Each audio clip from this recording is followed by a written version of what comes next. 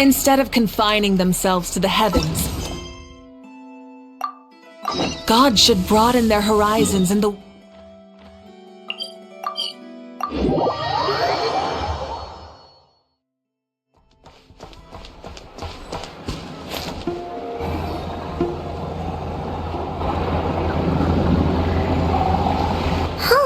It's been a few days since we said bye to the others in Nasha Town. Still no news about Rerir, though. Where could he have slunk off to? If only he was gone for good. But with all the trouble he stirred up before, there's no way we've seen the last of him. Hello! You must be the traveler in Paimon? Mr. Flynn's has been looking for you. Unfortunately, there's been a serious wild hunt attack over at the quarry. He thinks it's time to regroup and figure out a plan. The wild hunt? Oh, uh-oh. We better get over there, right away! Come on, let's go!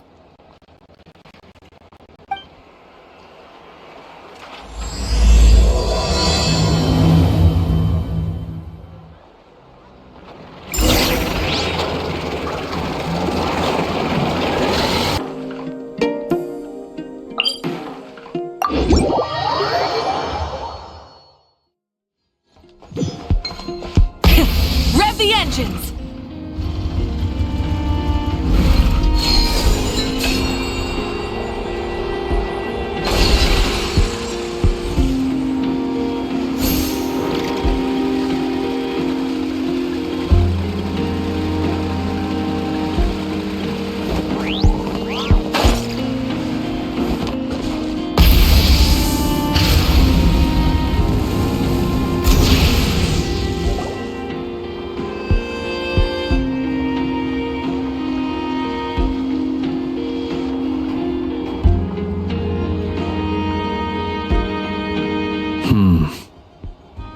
I can barely sense any Kuvaki at all.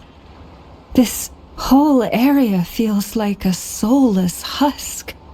Looks like his appetite truly is insatiable. As if the power of that energy cannon wasn't enough. He's not seriously still getting stronger? What's his endgame here? Ah, everyone's here already. Hey, we made it. So, what's going on? We've all been on high alert since we split up a few days back, expecting Rerir to strike again. But it's like he just vanished into thin air. No one has seen him nor found any trace of his presence. That is, until this morning, when a ratnik found signs of wild hunt activity while out here on patrol. As you can see, the crystalline itself is physically intact, but the Kuvaki it contained is all but completely diminished. And we're sure that Rerir did this. Who else? He's the only one who could pull off a stunt like this. Kuvaki loss has reached critical levels. Rerir of Solnari set to maximum threat level. Warning, unless de-escalation measures are taken soon, he will pose a threat beyond our ability to contain. The consequences could be catastrophic. Traveler, do you remember when we encountered Rerir just after regaining his body? There wasn't a shred of sanity left. Nothing but madness and rage.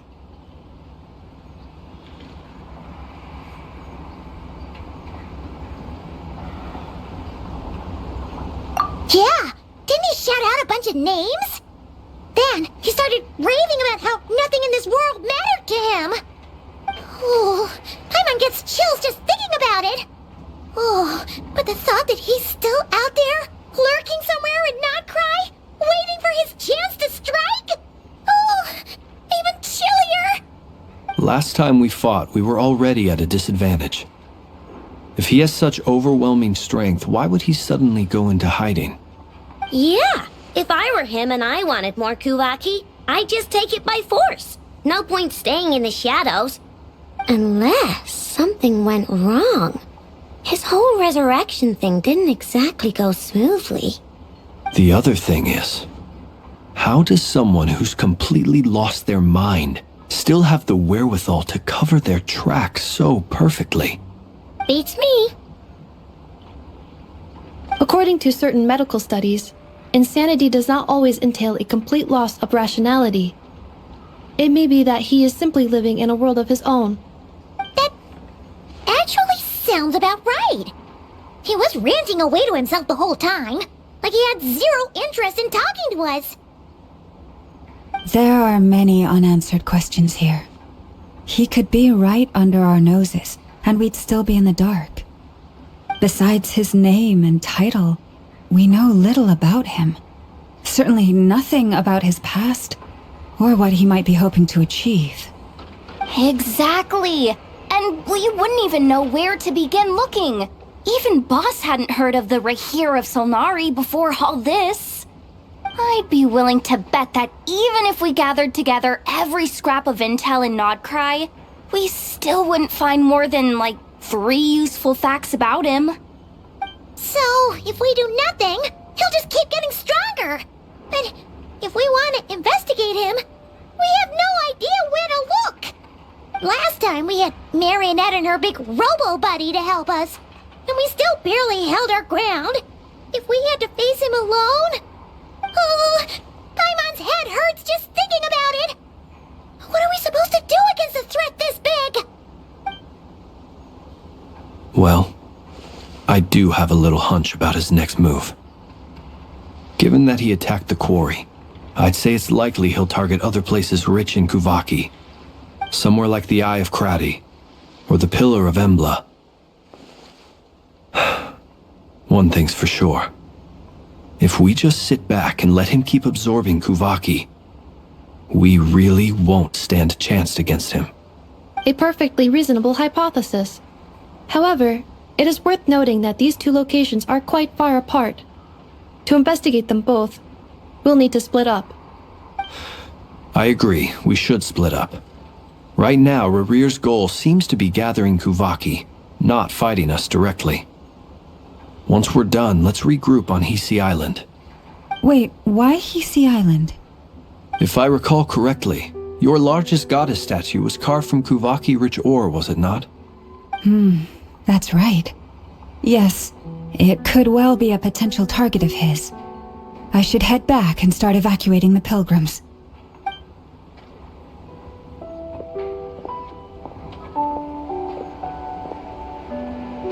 Splitting up's always gonna be risky. But I guess we don't have much choice, right? We're in a race against time here. And if we do run into Rerir, what then? That's when you follow the third rule of treasure hunting. Run like the wind. Didn't you say the third rule was go with the flow? I don't know. Did I? Anyway, whatever. In this situation, go with the flow means go find backup. Agreed. If anyone finds so much as a trace of Rerir, do not pursue him. Get out of the area and alert the rest of us as soon as possible. We need to put safety first. All right, we'd better get moving. Come on, Anefa, let's go.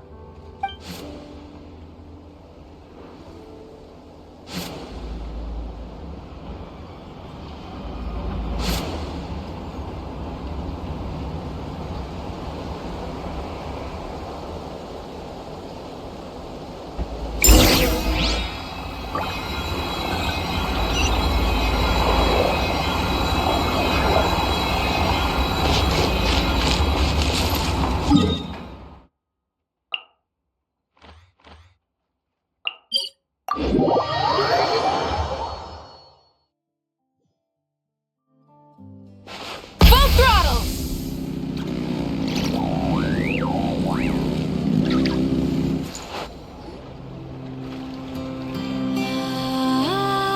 Any leads? Nope. Diddly squat. No clues to where he might be hiding. It's like he's a ghost. It feels like we're sitting on a powder keg that could go off at any second.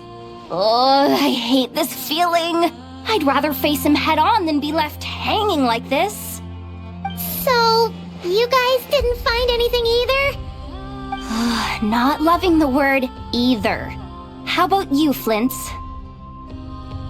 I questioned a few Ratniki and eventually narrowed my investigation down to one suspicious individual. But by the time I got to his place, he was already gone. Almost as if he knew someone was on to him. Either that, or he's just extremely cautious and doesn't stay in one place for long. He's been biding his time for a while now. The question is, where or what is his next target? No idea.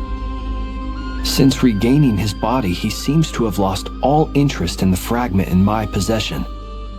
If he did still want it, he's had plenty of chances to take it. All we can do now is hope that Ino and Anefa turn up some leads. Darn it, Rerir! If you've got the guts, come face me one-on-one! Wait, he's actually here? I didn't mean it! I swear! No, it's coming from Silver Moon Hall. The Lady Kutar might be in danger. Let's get over there, quick!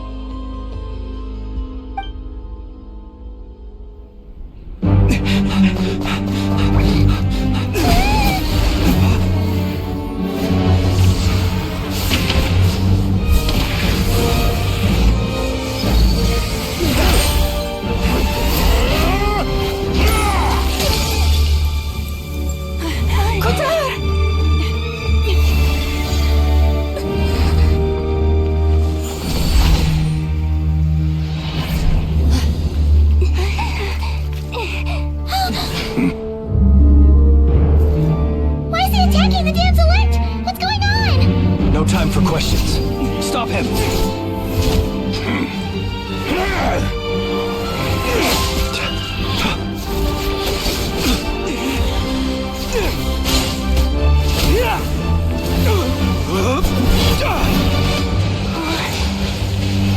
This is insane. Yehuda, get Kutar out of here! On it.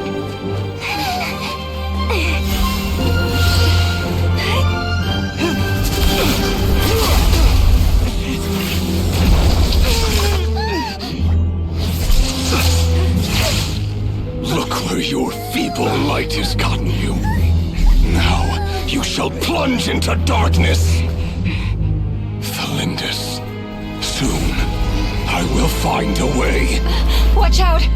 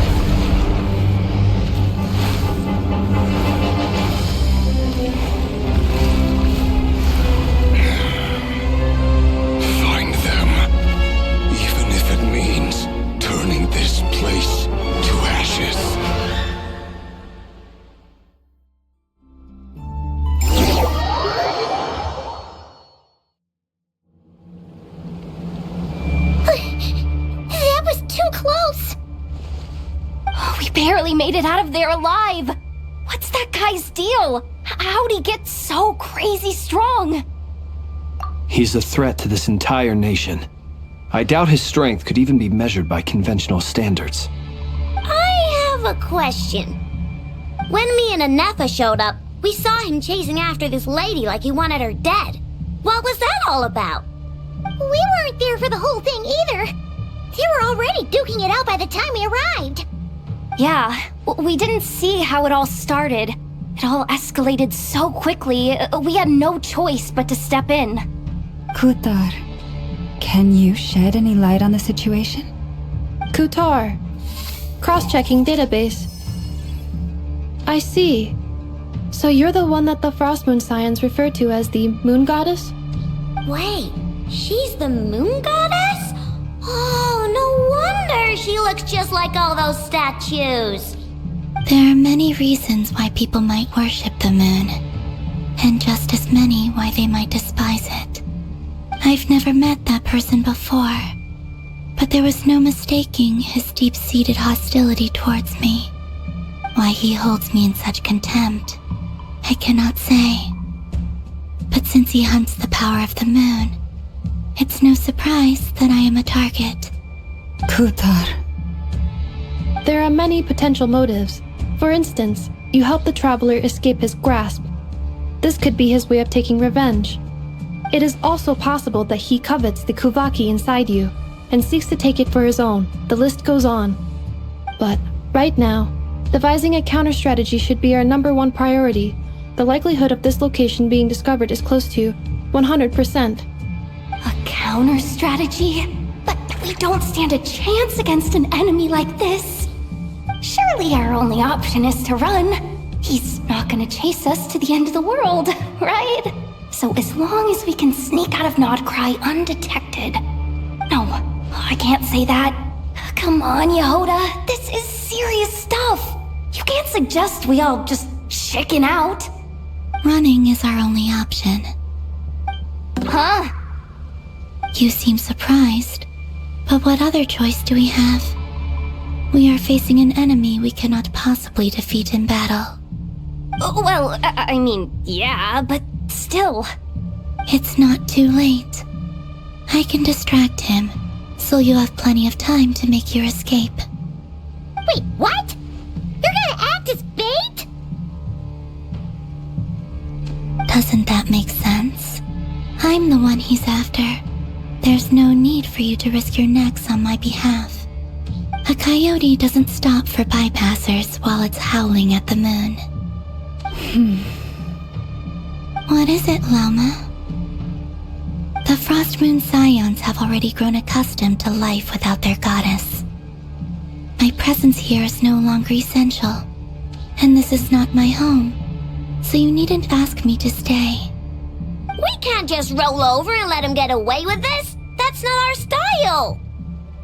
Yeah, we can't just call it quits after everything we've been through together. Besides, she pretty much saved my life back there.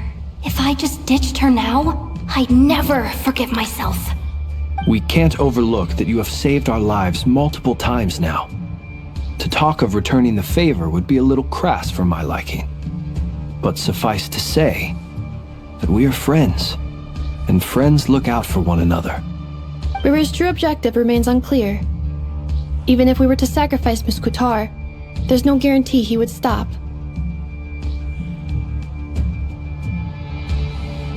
But... Kutar, I know why you left the Frost Moon Scions so long ago. It was because people started treating prayer as a form of trade. They would make self-centered wishes, force you to accept meaningless offerings in return, and then expect you to perform miracles for them, as if that were their entitlement. If it were me, I might have walked away too. But I believe that time can change everything, and that sometimes it takes losing something precious to appreciate its true worth. After much reflection, I've realized that this was never about whether the Frost Moon Scions need you. Any relationship based on need is purely transactional. What I truly hope is that you'll choose to stay, not out of obligation, but as part of our family. You were born here, and now you've returned. Who knows? Perhaps it was the moonlight that guided you home. Thank you, Lama. But my power is on the wane. I'm afraid I will be of little use to you now. Very well then. I'll do as you say. Both times you saved us, we were transported across great distances in an instant. Is that one of your powers as the moon goddess? It is, but I find it very draining. I barely managed to pull it off just now, and it will be some time before I'm strong enough to do so again. Rejected by the world, my power is dwindling. Like a lake cut off from its source, slowly shrinking away. Now, it has almost run dry. What do you mean, rejected by the world? The 3 moons belong to the ancient bygone era in which they came into being. From the moment I was born, the world itself has been steadily sapping away at my strength. The 3 moons are not one and the same. As the goddess of the Frost Moon, I cannot wield the powers of the other 2. Yet moonlight has a way of blending together. Each can reflect the other's glow. So when our fingers touched, I was able to restore my strength by drawing Kuvaki from the eternal moon's marrow. But this method of recovery is painfully slow. If only we could find the... It's the Wild Hunt! Even faster than we expected. We'll have to finish this conversation later. See how those Wild Hunt creatures are running away from us. They're likely just a scouting party, which means Rerir won't be far behind. Then what are we waiting for? Let's get the heck out of here!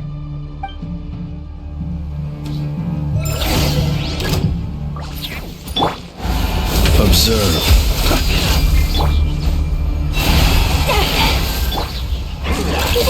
No claw! Ultimatum protocol. Oh, they just keep coming! This is driving me nuts! Rerir's closing in on us. We need to pick up the pace. There's too many of them! And this time, we can't fall back on Kazar's house to escape! This goes on much longer.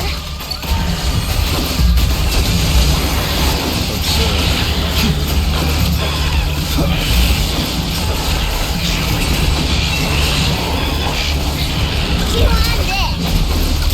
Rush attack!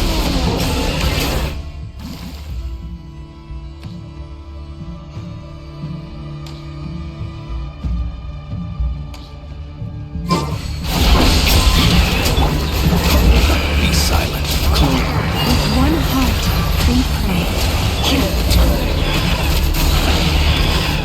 Beware the creatures of the night. Rainbow!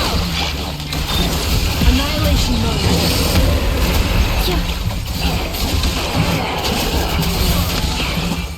Accelerating.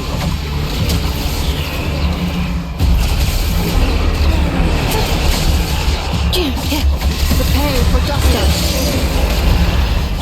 Be silent. Observe. Night falls. By the frost in the void. Ding dong weather ball!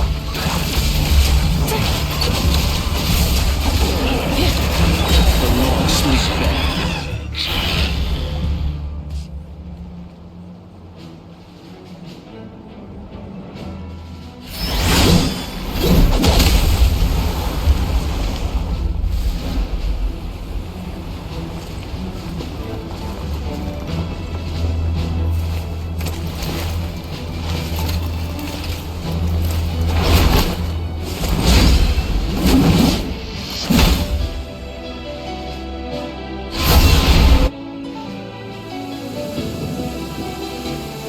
What's the matter? Bit off more than you could chew? Who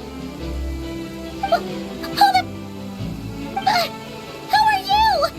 Uncle Varka! You're back from Amspartnir? Whoa! You're Barca? Grand Master of the Knights of Favonius? We could save the intros for later. Right now, let's get you all out of this hellhole. Follow me. I know somewhere you'll be safe. Oh, is that where I think it is? That's the one. Come on, move! There's no time to waste.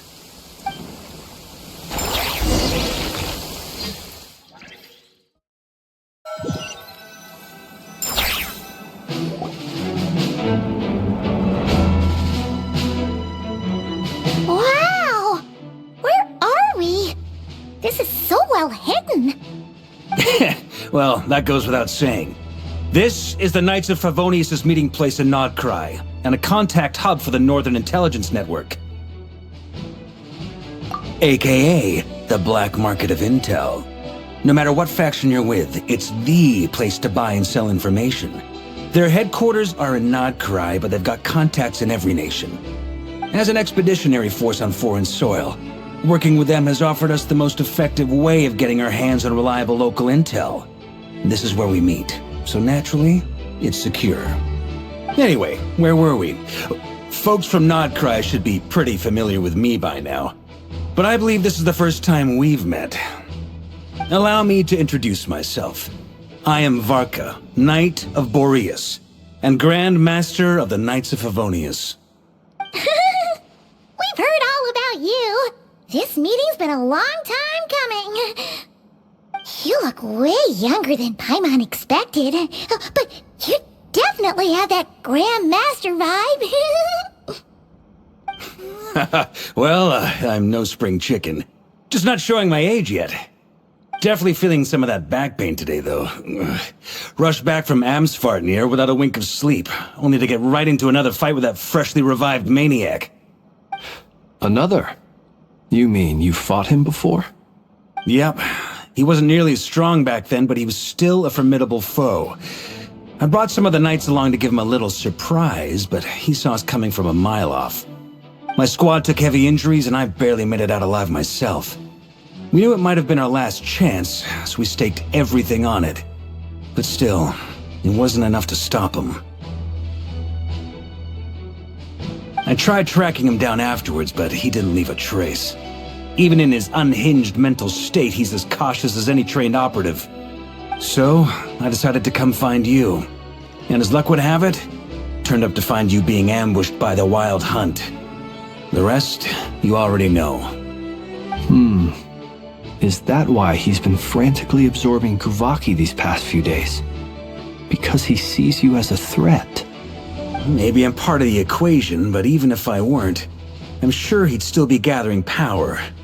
He's clearly working up towards something. Note to self, Uncle Varka's strength rating officially upgraded. Guess it's my turn to ask questions now. So, what exactly has been happening in Nodcry? Why is the Wild Hunt returned in humanoid form? And why is it after you? That's a long story, but I'll try to make it quick.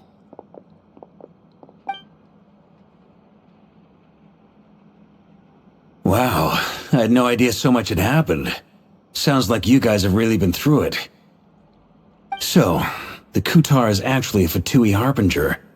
And all this Wild Hunt activity in Nodcry is the work of the Rerir of Solnari, one of the 5 sinners. Oh, that's a lot to take in. Need some time to wrap my head around it all. I'm truly sorry, Mr. Varka. You stood with us against the Wild Hunt, and did everything you could to stop it from escalating into a full-blown catastrophe. And then, the one time you're away, it all comes to a head and all your hard work gets undone. You've got nothing to apologize for, Miss Moonchanter. You can plan 100 steps ahead and still slip up.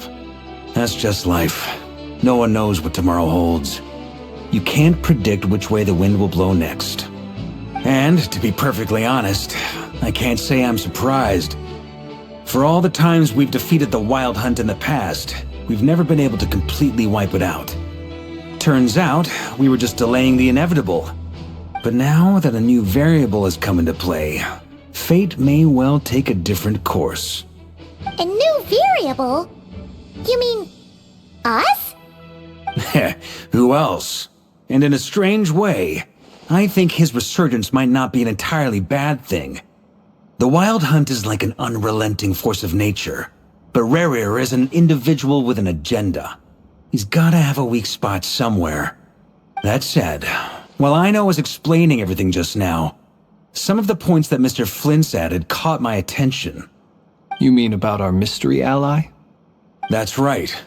From what you've said, not only did they lead you straight to some key files, they also shielded Hisi Island from a lethal Kuvaki blast. I don't know who or what could pull something like that off. Heck, even Miss Columbina doesn't have a clue. I hadn't heard the story about those files. Would you mind repeating their titles for me? Wild Hunt Phenomena Log, a Nodcryan Ratnik's Field Journal, and Kuvaki Survey Log. Oh. No. Still doesn't ring a bell. Another dead end. Guess all we can do now is hope that our mystery ally keeps showing up when we most need them. Still, it's safest to assume they won't be intervening again. From here on out, we'll have to resolve this crisis by ourselves. Your intel also explains something else I've been wondering about.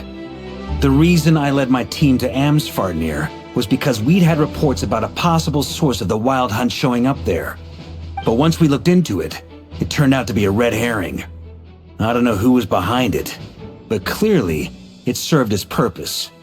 I doubt it's by chance that he happened to make his comeback while my attention was diverted.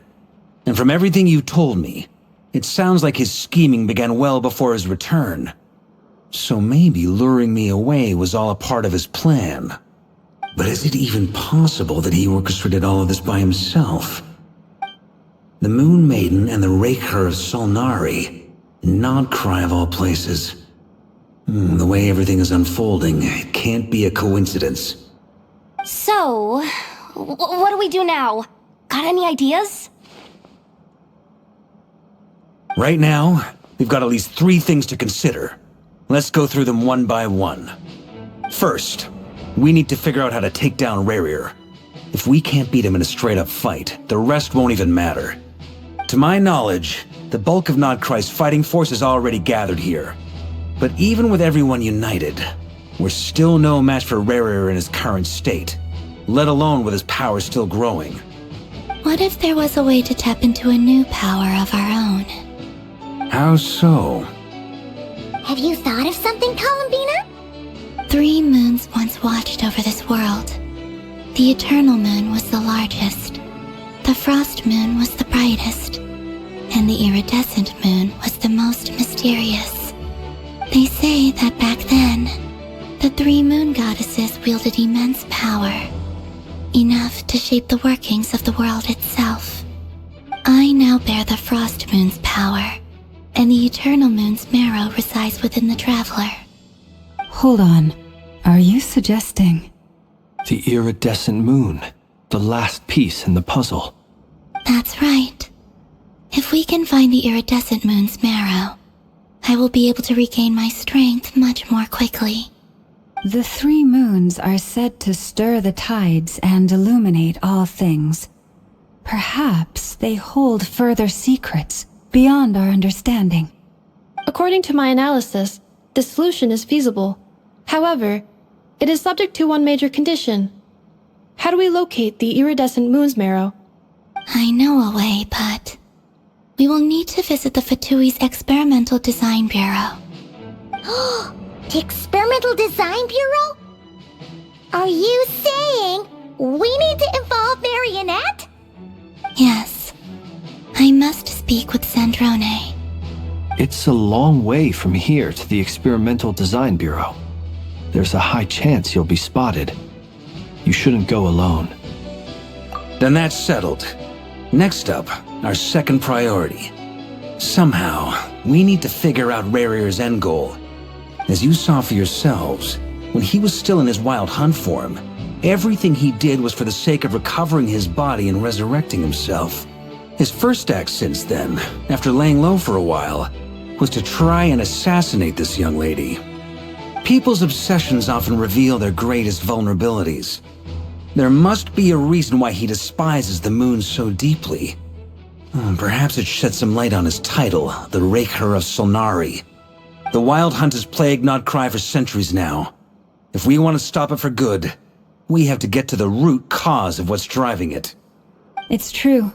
We still know very little about him. If Kuthar hadn't given us that lead, we wouldn't even know his name. But where would we even start? I doubt even the Intel Queen of Nodcry has a clue, and she has info coming out of her ears. Oh? That's a rather hasty conclusion for someone who's so painstakingly meticulous when it comes to dealing with machines.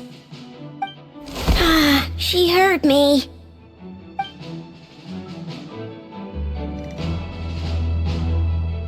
Boss! What are you doing here? I'm now asking myself the same question. I received a letter from a humble knight of Favonius, requesting a meeting to discuss a major business deal. But it looks like this humble knight had something else in mind. Details. Miss Neffer, the important thing is that you've arrived at the perfect time. Since his failed ambush, I've been racking my brains trying to come up with a plan to fight Rerir. Given the severity of the situation, I think it's fair to say that our only chance lies in uniting as one. And I'm talking all the factions in Nodcry. We can't do this without the Curatorium, but I knew it'd be a tough job to win you over. So, I took the liberty of reaching out for a little chat. Wait a sec. How did you even hear about this place, Neffer? Didn't you say this is meant to be the Knights of Favonius' meeting spot? And a contact hub for the Northern Intelligence Network? And isn't it supposed to be super hidden? You really think he could have gotten settled in Nodcry without my help? Besides, I'm the one running this gig. Of course I know where the meeting place is. Allow me to introduce the current head of the Northern Intelligence Network. If it's intel you're after, she's your woman. Pretty much seen and heard it all. Please spare me the flattery. Let's cut to the chase. Seems like you've run into some trouble, huh?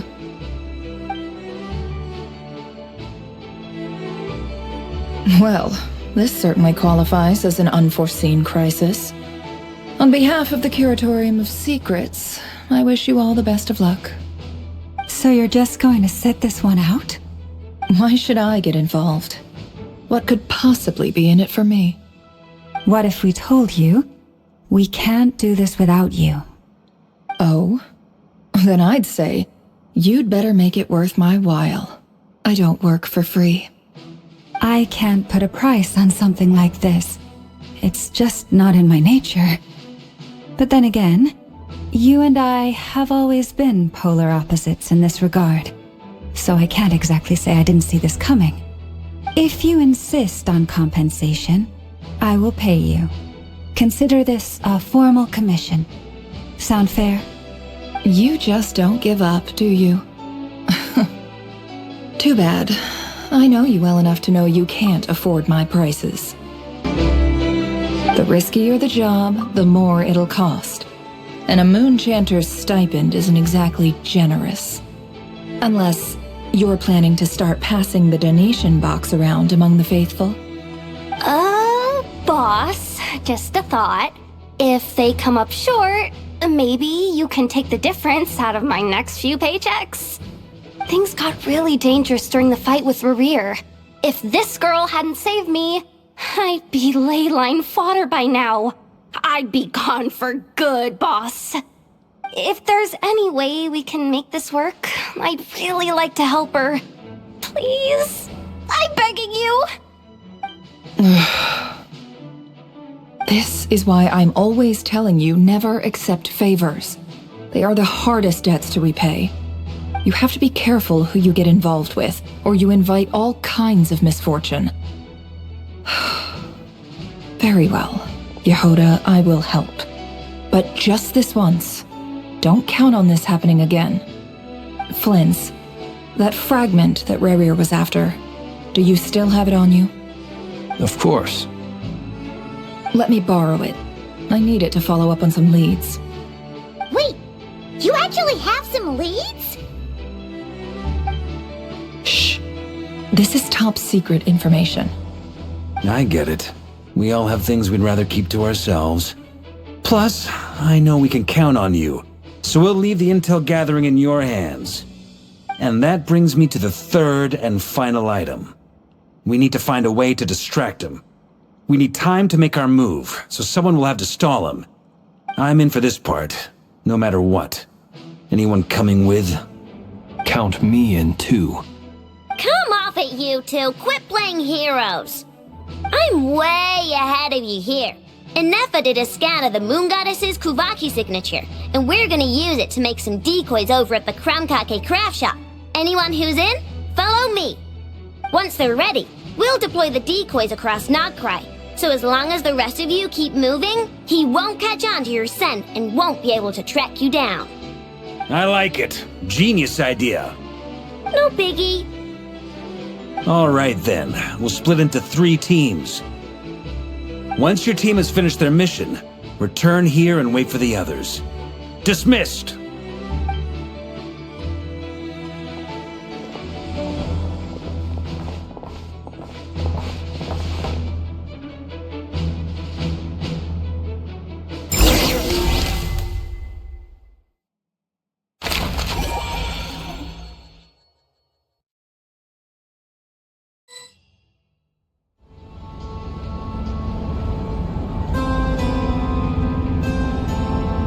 Lady Damselette. Wait, and you two? What are you doing at the Kuvaki Experimental Design Bureau? We've been doing our best to mind our own business lately. But if you're just gonna waltz up here like this, you're seriously pressing your luck. Don't blame us for doing what we have to. Huh! You really think that's gonna scare us off? We're not looking for any trouble. I just want to see Zandrone. Do I need to remind you that you're still a wanted fugitive for deserting us? Out of consideration for our former ties and the crisis we're all up against, we'll let you leave in one piece. But don't even think about trying to get inside. Let them in. But... Are you going to make me repeat that? No, my lady. Zandrone seems to be in a good mood. Must be maintenance day.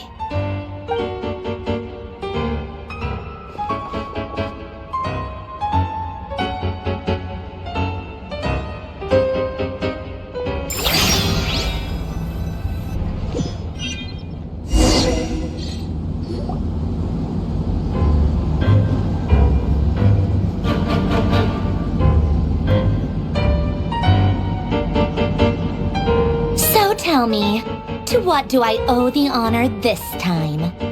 Actually, before you answer that, just so we're clear, we're not colleagues anymore, Columbina. I don't owe you anything. I promise it's nothing big. It seems like you've gotten the wrong idea here. The only reason I let you in was because I was bored.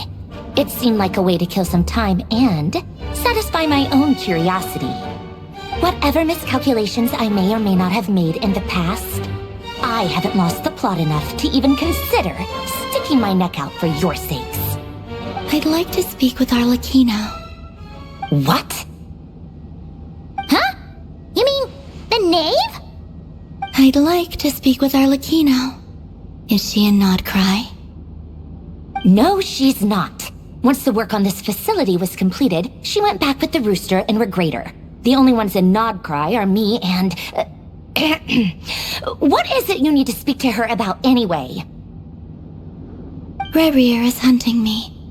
If I'm going to face him, I must first retrieve the lost moon.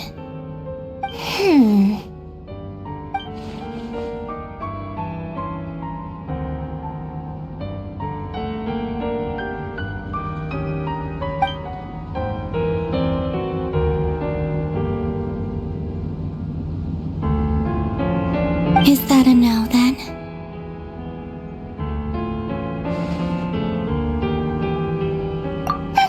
As if I need reminding. I was this close to settling things with him before someone decided to whisk me away to their weird little garden. Have you held any tea parties lately? Tea parties? Yeah, obviously. You don't seriously think we'd pack it all in just because you aren't here. If anything, they've been more eventful than ever. Just me, Arlecchino, and a bunch of insolent and sensitive guests who won't stop asking where you've gone. Oh, they've been a real joy. I bet you served them the worst tea you have. Just like you used to do to me when I upset you. Who cares about how good the tea is when there's no one around to drink it? I keep losing people. First Rosaline, now you. I'm running out of people who can make me laugh. Honestly, what could be more ridiculous than the multi-centenarian goddess, who's only ever had the plain herbal tea she received as offerings? You'd always brew a different type of tea for me each time. Was it really just to see how I'd react?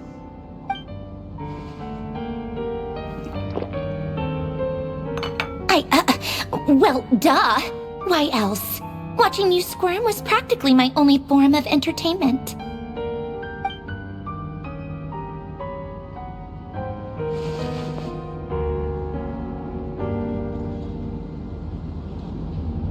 Oh, yeah. And Capitano sometimes used to bring Tartaglia around, too. But I guess we won't be seeing him again. Well, I guess we are overdue for a get-together. Polonia! Have Febronia pass a message to Arlecchino for me. It's time for tea. Will suffice. Pass along a message for me, too, if you would. My body cannot contain the marrow of 2 moons, so I'll be leaving one of them in her care. Excuse me? Who said you were on the guest list? If my tea meant that much to you, maybe quitting the Fatui wasn't your brightest move. Back when you were under the Tsaritsa's protection, no one would have dared come at you so openly. But that protection didn't come for free. In fact, I paid dearly for it. At the end of the day, it was just another transaction. I just got tired, that's all. I never wanted any part in their grand ambitions, and I've had enough of being treated like a bottomless supply of power. It brings back memories from the old days, when I was still worshipped as the moon goddess. Centuries on, it may be a different group of people, but I see the same greed in their eyes. I figured you'd leave eventually. You didn't have as much of a reason to stay as I do. The Tsaritsa gave you shelter and protection, but that was it. Nothing more, nothing less. Meanwhile, the Fatui demanded everything from you in return, until it was more than you could bear. I get why you left. And frankly, I have no interest in dragging you back just because the higher-ups told me to. But if you keep hanging around with this riffraff, the next time we cross paths, we might be enemies for real.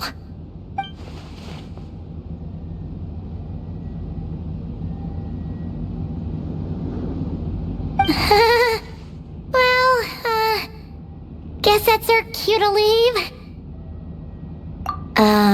That might be your plan, but it sounds like someone else wants you to stay a little longer. Huh? What do you mean? Listen.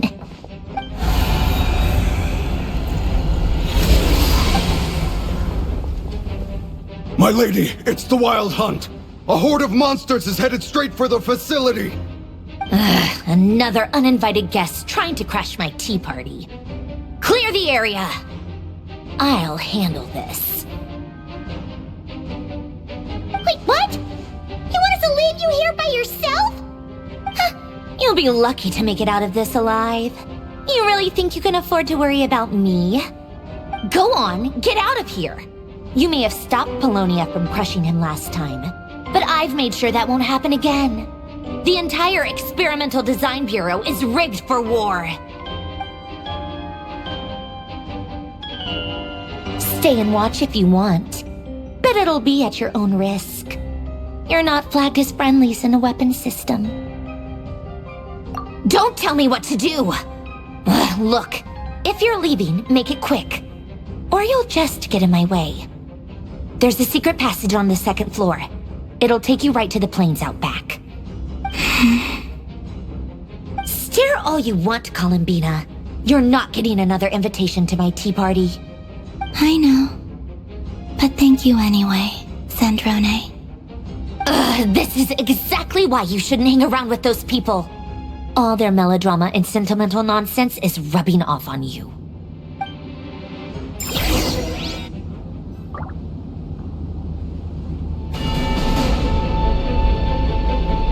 Come on then, Mr. Rerir. Let's pick up where we left off. It's your Wild Hunt monstrosities versus my beautiful creations. Let's see who comes out on top.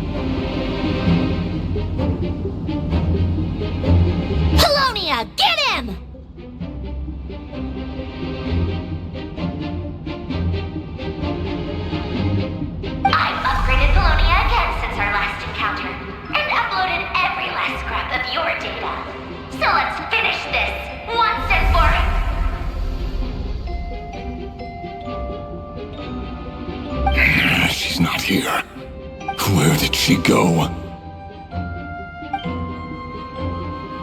Hey! Over here, you big... Cursed moon. Go. Keep searching. She cannot have gotten far.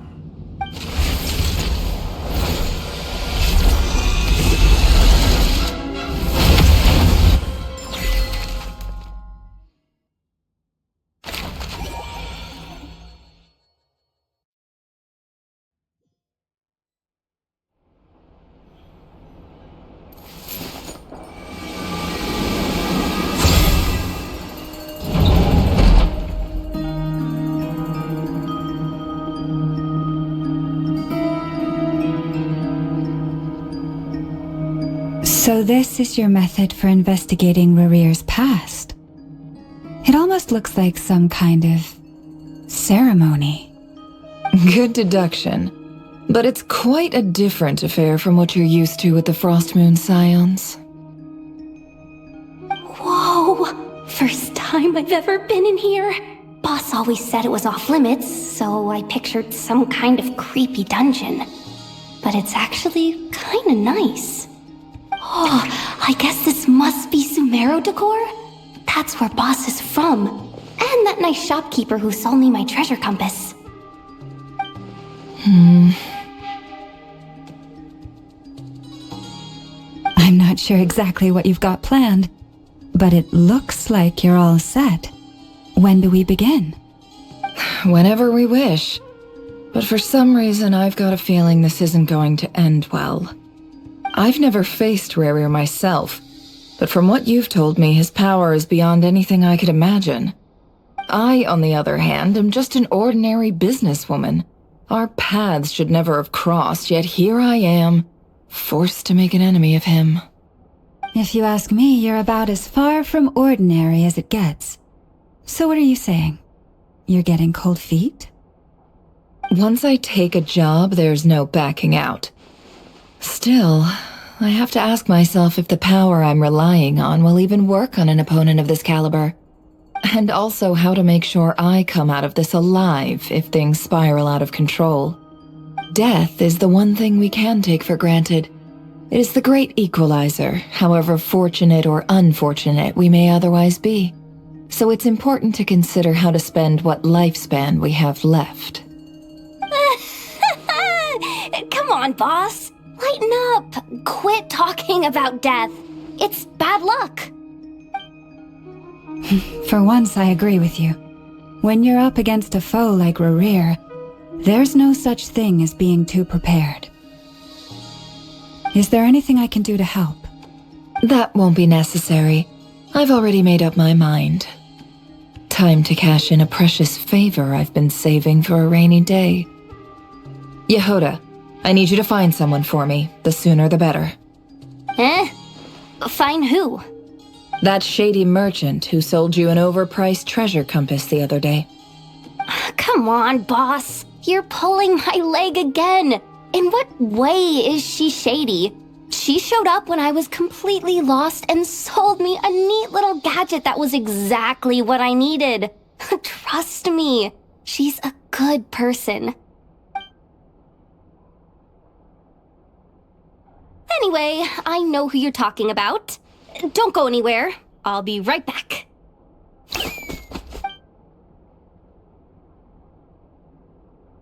Quit dragging me. I genuinely can't run any further.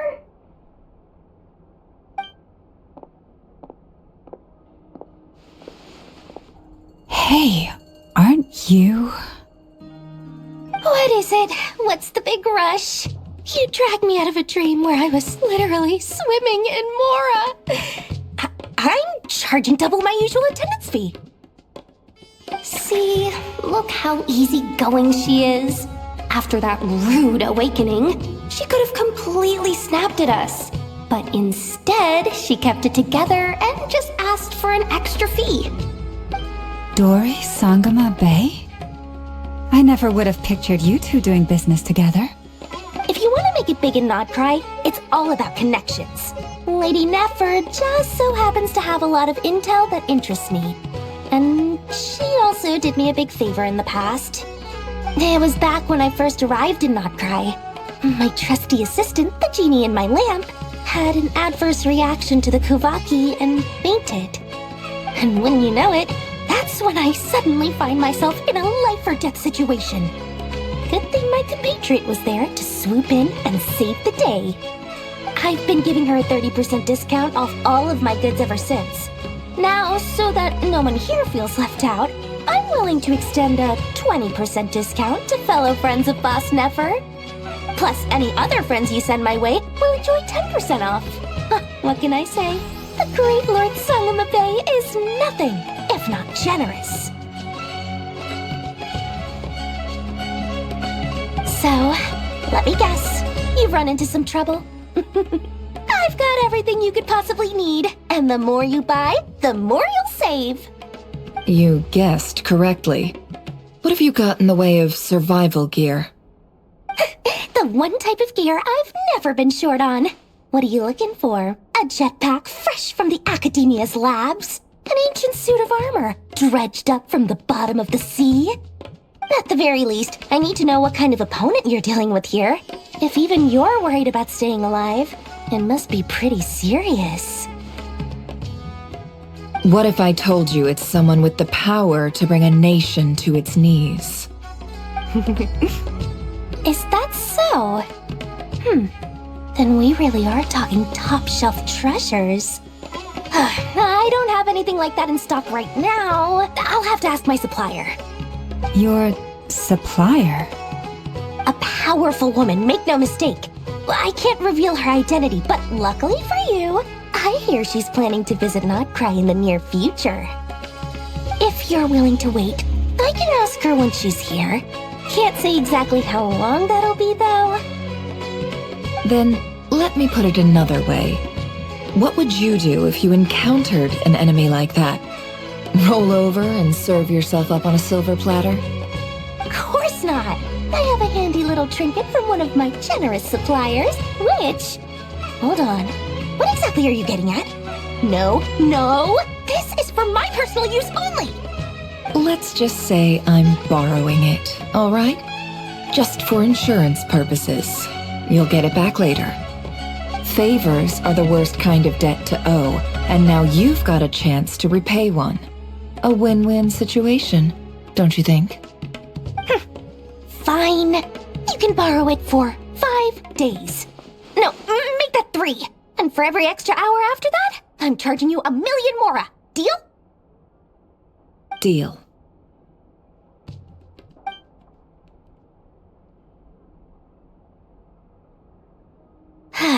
What a way to start the day. Now, was there anything else you wanted? Or can I go back to bed now?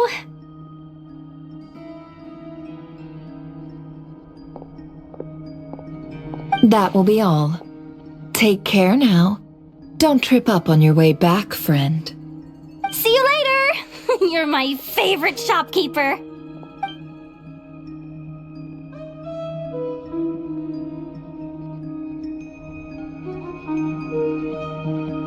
Excellent. Everything is well and truly ready. The ceremony can now begin. After initiating the ceremony, your minds will follow me wherever I go. You will see many strange things in your mind's eye. So remember, don't be frightened, and don't make a sound. Now then, let us peer into the Rerir of Solnari's past.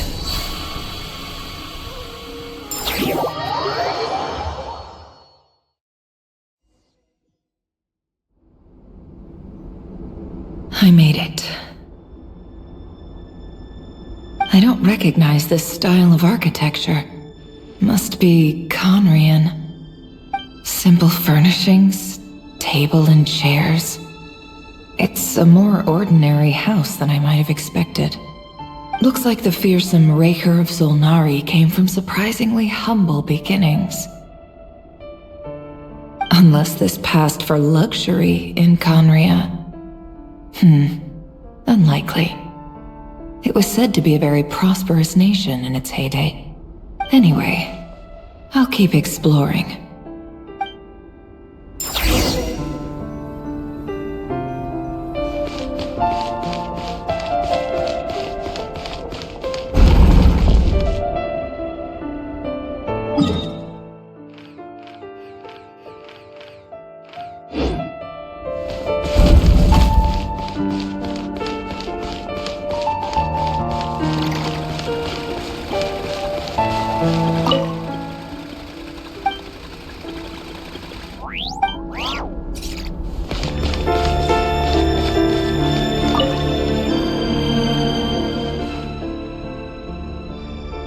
Hi, Rerir. Since you're working extra hours tonight, I thought I'd keep myself busy by checking out that new kebab shop. I've heard good things about their menu. I'll test it out, and if it's as good as everyone's saying, let's go back together sometime. P.S. New stash from the Universitas Magistrorum. I brought some goodies home. A few teacups and a pin rack. Hope you like them. They didn't sign their name, but they must have been close. Sounds like they were living together.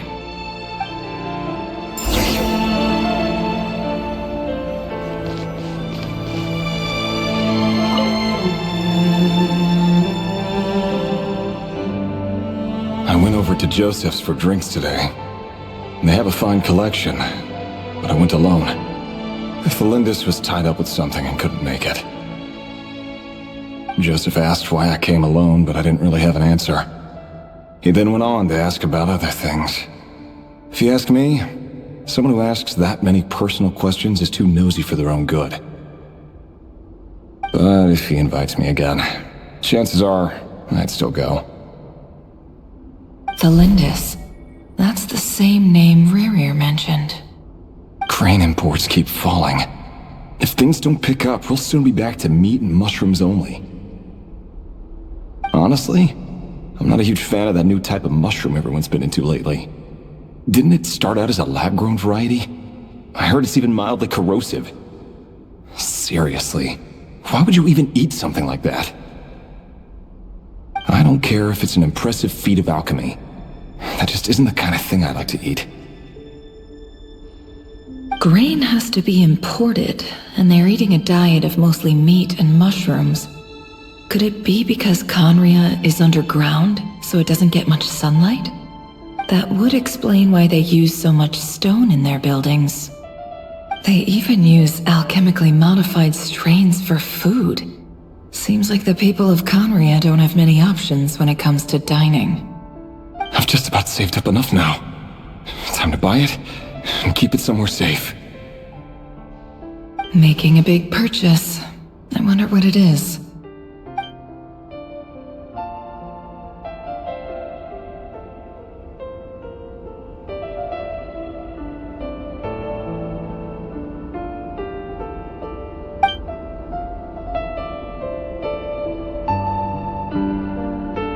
He really is a professional. No wonder he's so good at covering his tracks. Despite what he's become, it seems like he's retained certain habits, at least in this regard.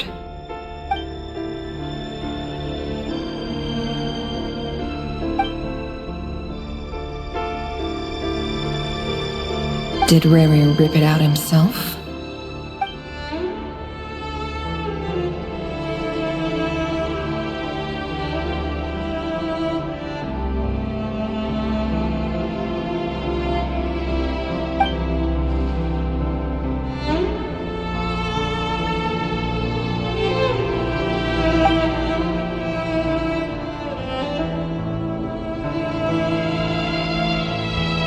Before I met you, I was convinced that my heart was nothing more than a stagnant pool.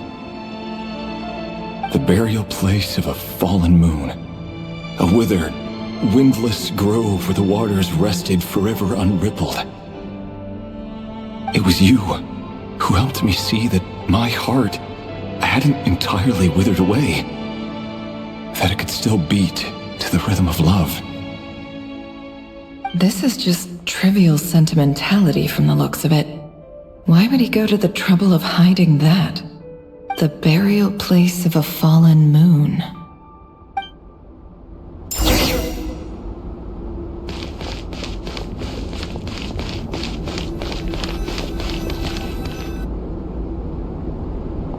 Rerir! Over here! Dane! Oh, and, Vediflin here? What a surprise to see you here, sir. Hello there, Rerir. You need not address me so formally outside of court. He doesn't get that much free time, so I invited him over for a drink. Even the court prophet deserves a break every now and then, right? Well, I'm flattered. So, what are we discussing today? Hey, don't look at me. As far as I see it, we don't need an excuse to have a few drinks. Come on, don't give us that. Didn't you say you were about to pop the big question? How's that coming along? Who'd have thought the great Twilight Sword was an even greater gossip? I just didn't expect you to be the first one to settle down and get married, that's all. Yeah. If you told me that a few years ago, I wouldn't have believed you either. So, are you planning to come clean about your job then? I'm guessing you still haven't told her. Sure, I'll have to tell her at some point. But I'll need to pick the right time and place. To be honest, I have no idea how she'll take it. Come on, stop being such a pessimist. For all you know, she could be thrilled. I bet she'll be much more impressed by your actual job than the one she thinks you're doing now. A member of the King's Guard. Quite the cover story. Does the king himself even know? Of course he does. Anyway, enough about me. How have you been? Me? Same old, same old. Nothing much to... Huh? What's up, Ved? It's nothing. Vediflin, Daneslif's elder brother. Renowned throughout the court of Conria as the Visionary, and said to possess a wisdom far beyond the reach of any ordinary man. And yet, despite the gulf between us, he seems to have something to say about me. Does he even know me? Does he see me as a friend of his brother, or just another of the Vinster King's blades? Why did he react so strongly? Was it really to do with what we were talking about? Brown, curly hair and brooding blue eyes. So this is what Rerir looked like back in the day. Perfectly normal. No different from anyone else. As frightening as this monster is in the present, there's something even more unsettling about seeing the human he used to be.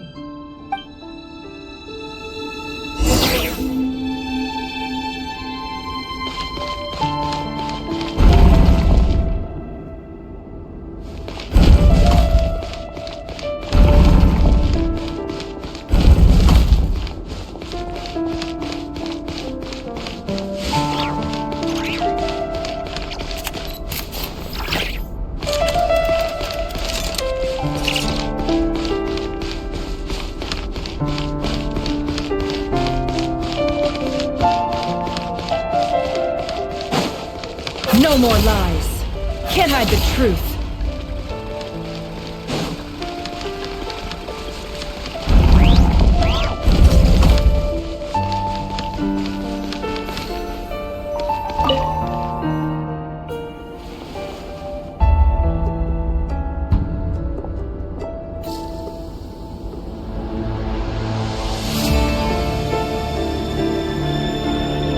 Felindis? You're back early? Our equipment's being serviced today, so I got off earlier than usual. How's your day been? Aw, why the long face? Is something the matter? Has your boss been giving you a hard time again?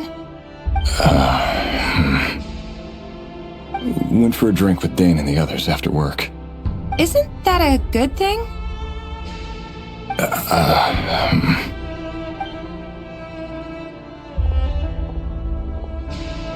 Vediflin showed up today, too. You know, Daneslif's older brother. Ah, Mr. Vediflin. Yes, I've heard of him.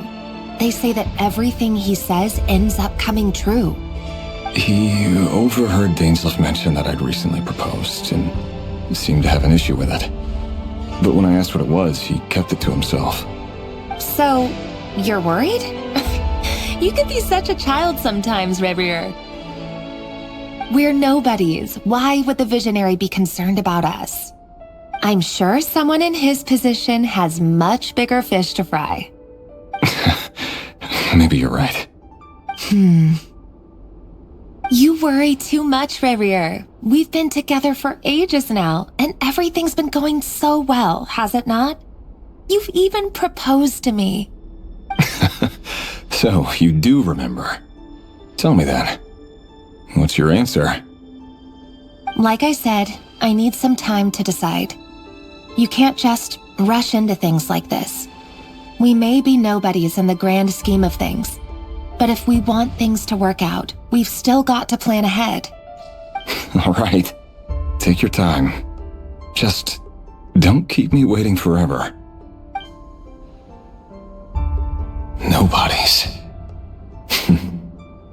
Sounds about right. In the eyes of people like Battlefenir and Dainsleif, what do we matter? Can someone whose gaze is so fixed on a far-flung future even see the present clearly? Besides, the dynasty's fate rests with the king and his inner circle. Whatever I do, it won't make much difference. Meanwhile, every idea they come up with and every decision they make, it affects everything. These days, the king is lost in his research, and the purge of the Crimson Moon bloodline grows ever more intense. The opposition tried to speak out, but nothing came of it. And I'm under no illusions as to why. Because we eliminated them and got rid of their bodies. A man can have 1,000 reasons to carry a sword, but there are few good excuses to use it. Yet the king has never even considered a gentler approach, and he never will. What becomes of someone who kills on another's behalf? Can he ever find true peace?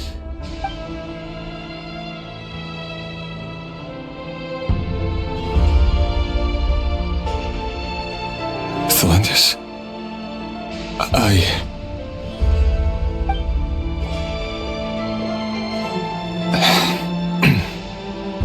It's nothing. You were right. Fate has never smiled upon nobodies like us. But by the same token, it's unlikely to bear a grudge against us either. There's no reason we can't keep living happily together, cherishing the simple joys of each day as they come. See? You just need to stay positive, Rerir. I can feel your warmth, your breath. You're right there, right by my side. Just seeing you makes me happy in a way I can't explain, and that's something that no one could ever take away from me. So smile, my love. Let go of that frown. You're right, Thalendis. I've just been overthinking things. That's better. Getting caught up about things like this will only ruin our evening. Speaking of which, all set for the ball tonight? I need to go get ready. You go ahead. I just have a few things to take care of, then I'll come join you. Even busier than the big shots, huh? Fine, I'll go get started. But don't be late. If you keep me waiting too long, I won't be a happy bunny. Relax. I'll be there. Seriously, though, you drive a hard bargain. You're really gonna leave my proposal hanging and still expect me to take you to the ball? Well, that goes without saying. I already told everyone I'd be coming with a dance partner. Besides, they're two completely different things. Let's take it one thing at a time, all right? All right. White outfit it is. It seems like Rerir was deliberately hiding his ties to the intelligence services by giving the impression that he was just an ordinary member of the Venster King's Guard. He clearly doesn't want his would-be fiancée to know about his other life. Then again, that's hardly surprising. People in the intelligence trade rarely do. Who'd have thought we were in the same line of work? Let's dig a little deeper.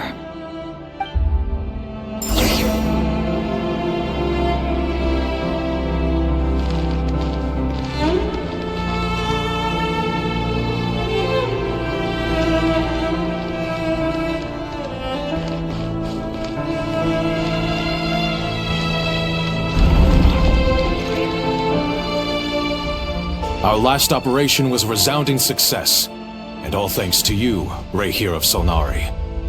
In total, we apprehended 32 dregs of the Crimson Moon, and 67 accomplices. After all these years since the dynasty's fall, so many of them still linger on. Indeed, it cannot be denied. Yet it was destiny that the Crimson Moon should be overcome by the eclipse, and that His Majesty, the all-seeing Vinster King, now guides our nation on the path to prosperity. Conria has no further need for a dead moon. But alas, there will always be those who refuse to see the truth, choosing instead to romanticize the past. That's not entirely true. Much about the Crimson Moon era was worthy of remembrance, and that's exactly why they keep trying to see it restored. Many of its secrets remain unsolved to this day. As it happens, that's precisely the field of study my partner is devoted to. You still haven't told her what you really do for a living. Where would I even start? How do you tell someone that you're one of the king's hand-picked executioners? That your hands are steeped in blood? You didn't choose this life, any more than I did. Orphans like us don't get a say. But I'll sure as heck be the one to pay for it. Speaking of which, we need to be more rigorous in the way we identify direct descendants of the Crimson Moon. Someone, it seems, has strong opinions about my future plans. Most likely my marriage in particular. I have a feeling that we may soon become targets of the Crimson Moon's retribution. Your concerns are not unfounded. They've taken out many of our colleagues these past few years, and for that very reason. These are no helpless lambs we're leading to the slaughter. They're wolves in sheep's clothing. Take care, Rerir of Solnari. I look forward to toasting you at your wedding. Thanks, Thorkel. You look after yourself, too.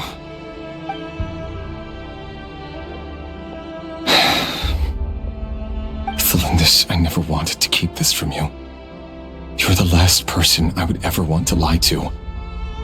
But that's exactly why I can't tell you everything. There are things you shouldn't know. Things you cannot know. The moonlit dynasties are a thing of the past. Yet even now, with the sun shining high in the sky, there are those who would call forth a dead moon's ghost. Could that be why Vedalfnir held back? Or was it because of some court secret he's not at liberty to share? I have to get a clear answer from him. No matter what happens, I will protect Thelindis. Rerir seems to be very concerned by Vedalfnir's reaction. Vedalfnir and Dainsleif, the Visionary and Twilight Sword. So that's what they were really like. I've investigated this whole area now. There doesn't seem to be any other memories here. Should I try somewhere else? Wait a second. What's this black smoke?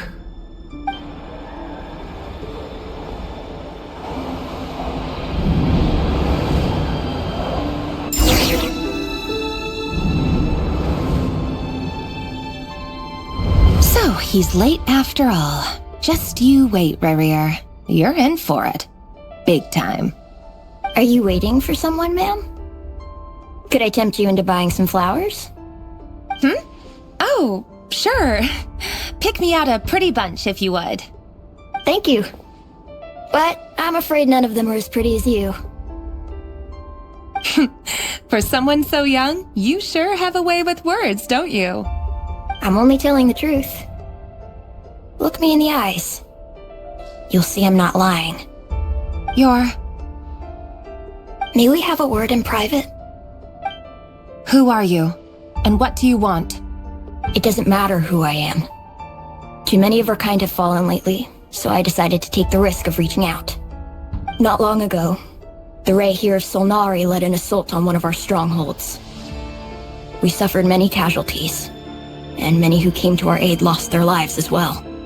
Sorry, I don't know why you're telling me this. And I don't want to get involved. Wait, hear me out. This time we finally got a clear look at his face and learned his true identity. His name is Rerir. and he claims to be one of the king's guards. What did you say? A cruel irony, isn't it? The man you're set to marry leads a double life as a brutal executioner. But surely, you must have caught a whiff of the blood on his hands. Why are you telling me all of this now? Simple. It's because... How strange. Rerir was nowhere to be seen in that memory. It clearly belonged to the Lindis. Rerir couldn't possibly know what happened if he wasn't even there. Why would her memories appear in his fragment?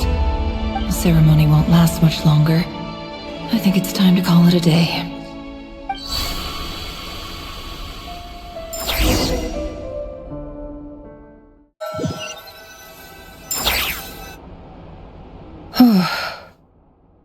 So that was your doing?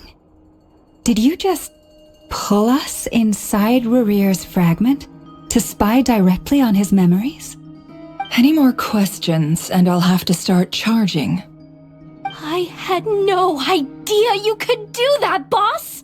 Seriously, that was amazing! We're not worthy. We're not worthy!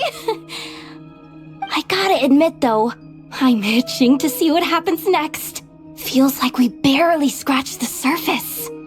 I'm just as curious as you are, but the ceremony only allows for limited time inside. That's all we can see for now. Luckily, we managed to learn quite a lot. So far, so good. I just hope the others are doing okay too. Especially the group with the Traveler. Their mission is a risky one. Let's hope it's all going smoothly. If you're worried about them, go see how they're doing. If I know Boss, she's gonna need some time to write up all the details and make sure it's all coherent. I'll stay behind to lend a hand, but feel free to head back and meet up with the others.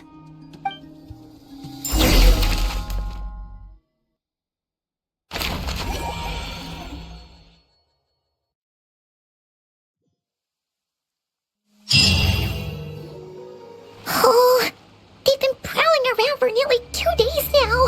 These things just won't quit. Oh, they might not have seen us yet, but them constantly sweeping the area, our way out is completely blocked.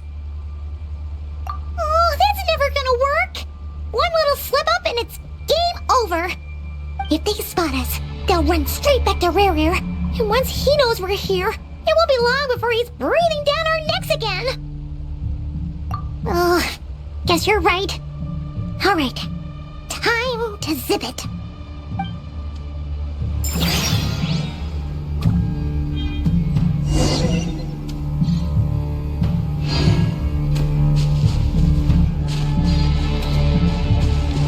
Quick, hide! We almost got spotted!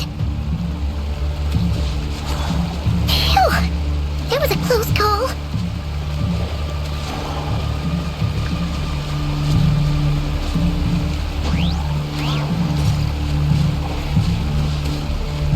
Watch out! It's coming this way!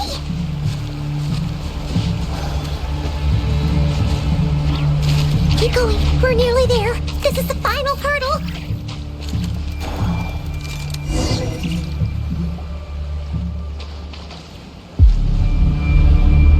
Oh, there's no end to these things!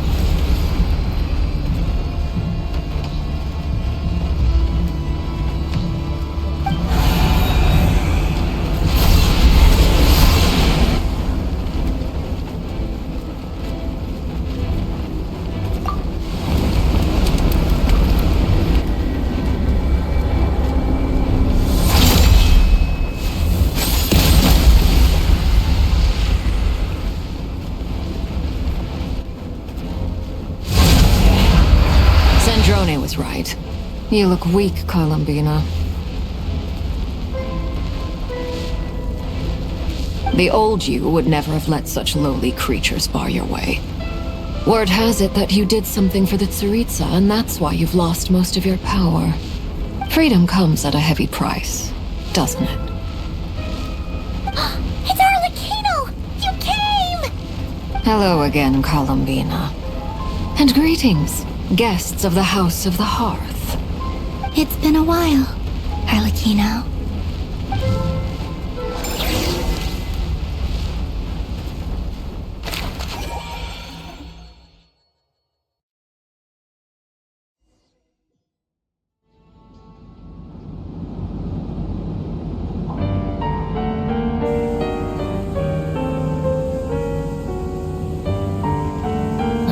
Stupid Rerir of stupid Solnari. Ugh, whatever. I've got all the data I need. Next time we meet, you're finished.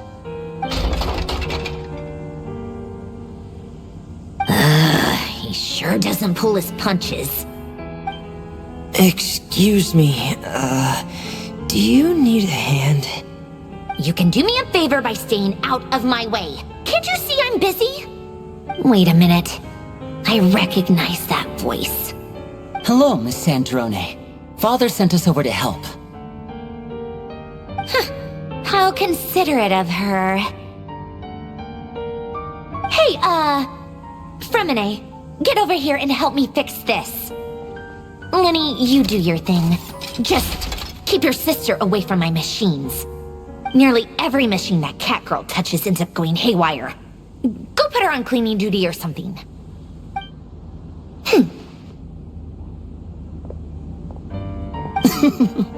Then let's start downstairs. Fremine, we'll leave this place to you. You've got it. Wait a second. Pretty sure there's still some tea in the cupboard. If you want some, you'll have to make it yourselves.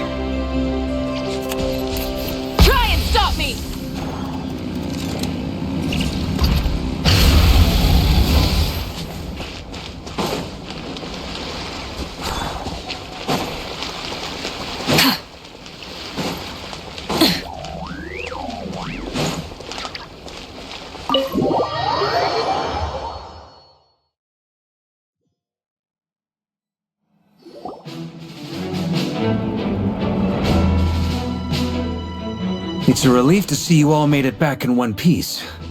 Huh? Feels like there's quite a few people missing. Where's Flint's and the others? And what about Nefer? I returned ahead of them. Flint is helping Aino and Anefa to set up the decoys and buy us some time. As for Miss Nefer... Boss is still wrapping things up on her end. She sent us back to fill you all in on the top secret intel we've been gathering. I see. Then let's get right into it. But first, who do we have here? You brought someone else in to help? Greetings. I was invited here to help as a longtime Tea Party companion of Columbina's. You may call me Arlecchino. Surely it can't be. Those eyes. Oh, where have I seen them before? Wait, of course. In those memories we just saw. The only Arlecchino I know is the fourth of the Fatui Harbingers. So either you share a pretty uncommon name, or you're more than just a Tea Party buddy. You're well informed, Grandmaster. A man from Mondstadt living all the way out here in Nodcry, and yet the people and affairs of Snezhnaya seem to hold a special place in your heart. Oh, the feeling's mutual. Sounds like you know all about who I am, too. A Fatui Harbinger. The atmosphere in here just got really tense. guess we can't just start trusting Fatui Harbingers, even at a time like this. I must admit, though, I'm a little curious. Seeing as the Moon Goddess no longer belongs to the Fatui, what makes you so willing to put your neck on the line here? Nor does Nodcry belong to Mondstadt, Mr. Varka.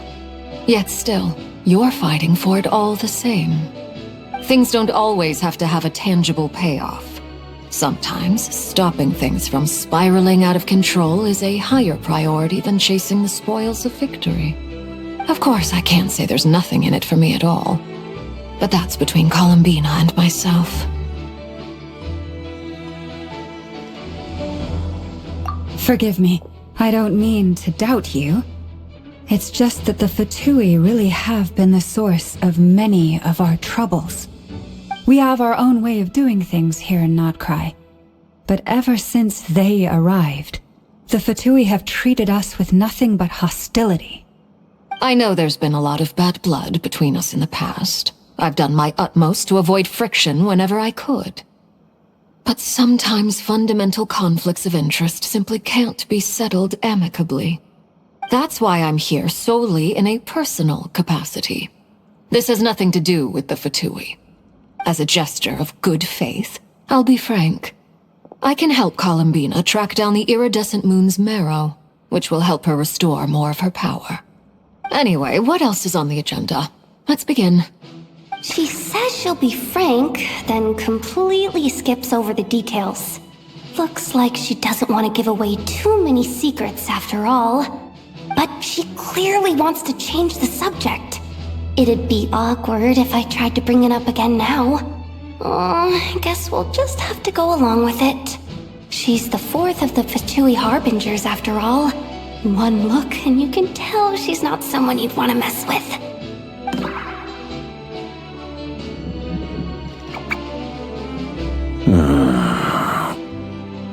Well, since Miss Arlecchino sounds confident in her ability to handle that, we'll proceed to the next topic. Yehoda, time to share that top-secret intel. Alright, listen up everyone.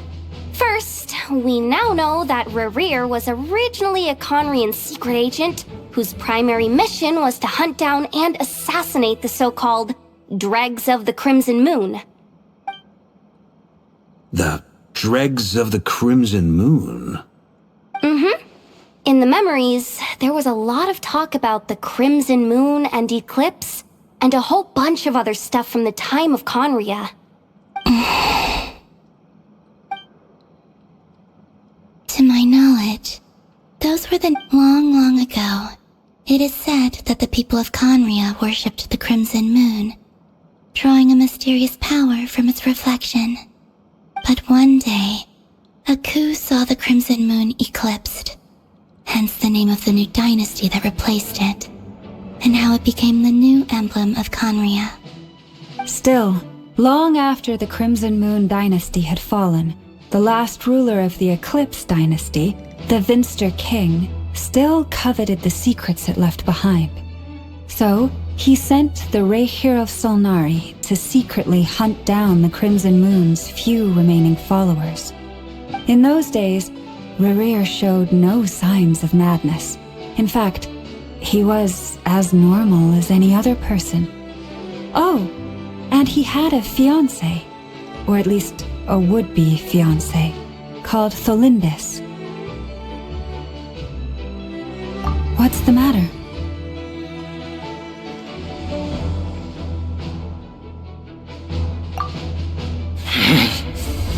Stephanie, Granddaughter,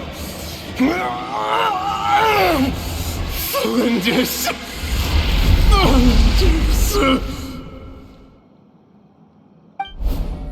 Interesting. Anything else? What about this would-be fiancé of his? Do we know anything about her? Well, she was a researcher at the Universitas Magistrorum, but it felt like she was hiding some kind of secret. Oh, and one more thing. For some reason, Rerir's fragment also contains some of Tholindis' memories, though only a very small portion. Well, no shortage of potential leads, I'll give you that. In any case, it sounds like we can conclude that while Thelindis was still around, Rerir appeared to be lucid and quite normal. Thelindis, it seems, must have been the one thing in this world that he couldn't let go of. Tell me though, were these pure-blood Conorians we're talking about here? Why do you need to know that? Hold on. If she was a pure-blood Conrian... Oh yeah! Just like how it was with the captain! If we could somehow find her, do you think there's any chance Rerir might regain some of his sanity? It's possible, but it would take a miracle. We can't pin all our hopes on that. That merchant who never knows, Dori Sangama Bay. Maybe we could hire her to look into it. Alright then. Let's keep working in our separate teams. Traveler, Paimon, Kutar, and Miss Arlecchino will go look for the iridescent moon's marrow. As for the others... On the way over here, I noticed that the Wild Hunt monsters had grown even more frenzied in their search for Kutar. At this rate, the people living here will be in grave danger too. So I'm thinking of gathering together some of our followers to go wipe them out. I'll head back to the curatorium and meet up with the boss. Feels good knowing we've all got something to be getting on with. Given that the Wild Hunt has been a lot more active lately, the Lightkeepers have likely begun their own operations too. If that is the case, someone will need to pass the news on to Flint's. I'll hold the fort for now, then discuss our next move with Flint's, Aino, and Anefa when they get back. Alright then. Well, the clock's ticking. If that's everything, we'll be on our way. We'd better get moving too. We'll try to buy you as much time as we can. Relax. Just do your thing. Now, I decided to call in some backup since things are getting so hairy. Our reinforcements should be here any minute now. Stay safe, everyone. Dismissed.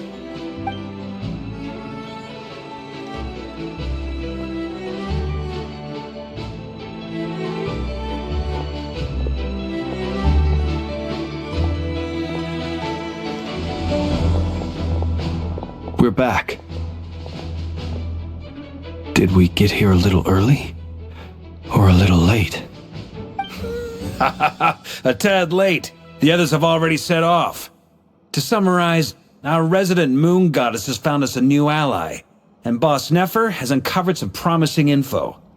Everything going smoothly on your end? Not great. I don't know how long we can stall them for. The decoys are getting taken out way faster than we imagined. I'm gonna make some more later, but I need a timeout first. I'm so tired right now. Oh, right! Anefa, could you fill in Uncle Varka on what we just discussed with Flint's? Sure. Uncle Varka, you previously told us about how when you went to investigate a source of the Wild Hunt in Amsvartnir, you discovered that it was just a diversion.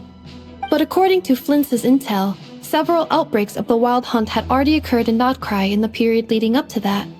That was before Rerir had regained his body, when he was far from regaining his full strength.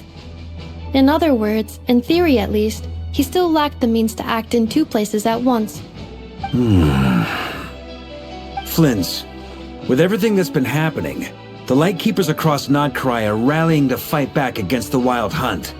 They're gonna need your help. I know, I'm sure you're capable of coming up with something far more effective than decoys. But for now, you should stay here and get some rest. Anefa and I will head back over to Amsvartnir to see if there's anything I missed. I told you Uncle Varka would say that, didn't I? A deal is a deal. Not a word about my snack intake for the next week. Database updated. Reliability of Aino's predictions increased. What does that mean? They were betting on how you'd respond after hearing their intel. It's the obvious choice, isn't it? That's hardly worth betting on. We already decided that Anefa should go investigate the situation over at Amsvartnir on her own. You might as well stay here and keep watch. Someone needs to hang back and oversee our strategy meetings. And besides, You still haven't fully recovered from ambushing Rerir. So I've ended up with the easiest assignment. Well, I appreciate it, everyone. See you when you get back.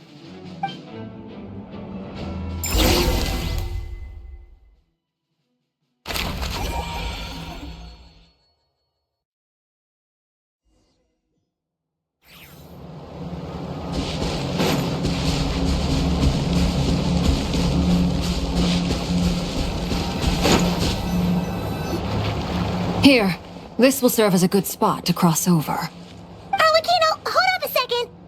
Since you brought us all this way, would you mind telling us what you've got planned?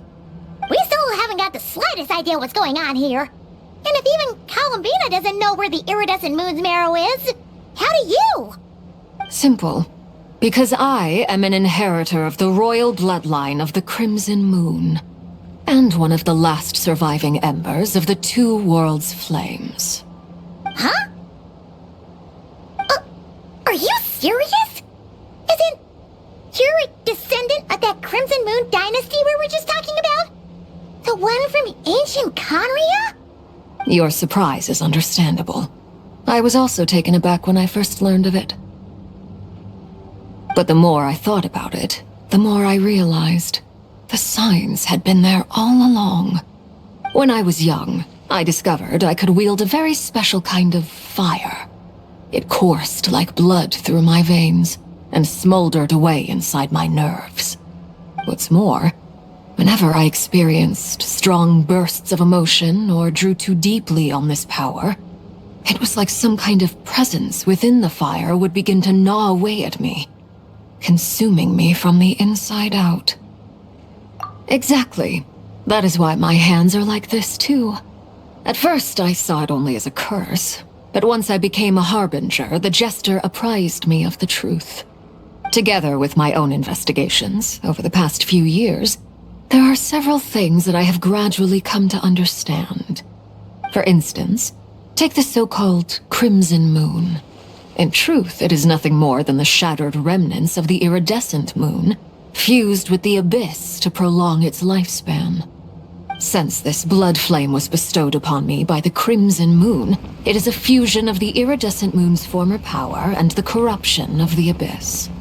You all understand the nature of the abyss well enough. I draw upon its power, and in return, it hungers for my soul. This strange blackness is the mark of corruption it has left behind. If I recall correctly, you once told me that if the corruption ever made it to your heart, you'd become a completely different person. Yes, and that's the reason I'm always careful not to push my power too far. It's essentially a never-ending tug-of-war. Oh, sounds intense. Anyway, the rest of my story can wait. Is there anything else about the Crimson Moon or the Iridescent Moon that you're unclear about? Paimon has a question. So, the Crimson Moon that the Carians used to worship was actually the Iridescent Moon, right? Which was one of the three Moon Sisters. Does that mean that the Carians were to the Crimson Moon as the Frost Moon Scions are to the Frost Moon? So much of that history has been lost. We have no way of knowing exactly what they were like. But I would suspect that the Conrians weren't as devout in their moon worship as it might appear. The iridescent moon's remains simply served as their link to the abyss. Later on, perhaps someone discovered a way to make direct contact with the abyss. Or maybe there was some kind of ideological divide. Either way, a dissenting faction staged a coup and drove out the royal heirs of the Crimson Moon dynasty.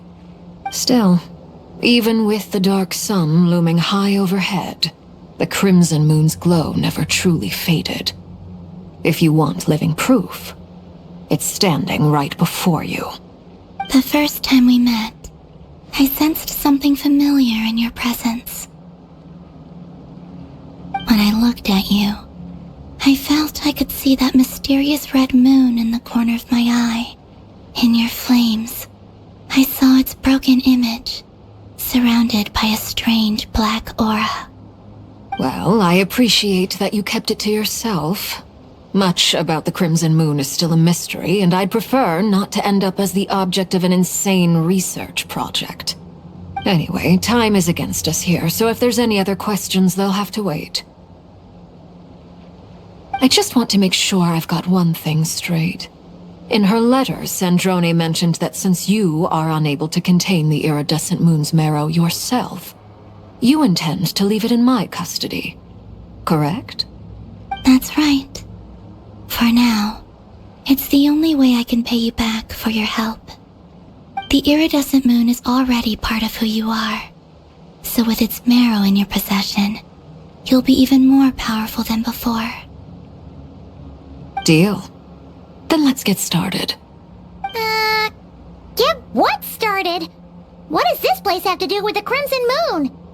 When I first became a Harbinger, the Jester gave me a book called Paranhari, also known as Leobranto Inamorato. You should be able to buy a copy next time you're in Fontaine. It's a love story set in the Crimson Moon era. But setting aside the tangled romances of its characters, it also records a few interesting details. In the Crimson Moon era, or so the story goes, there was an orphanage that received children from beyond the bounds of this world, and subjected them to a peculiar induction ceremony. Beyond the bounds of this world? For real?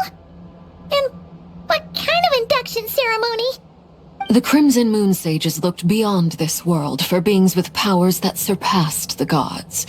But fearing they might lose control, they subjected these children to a process of refinement.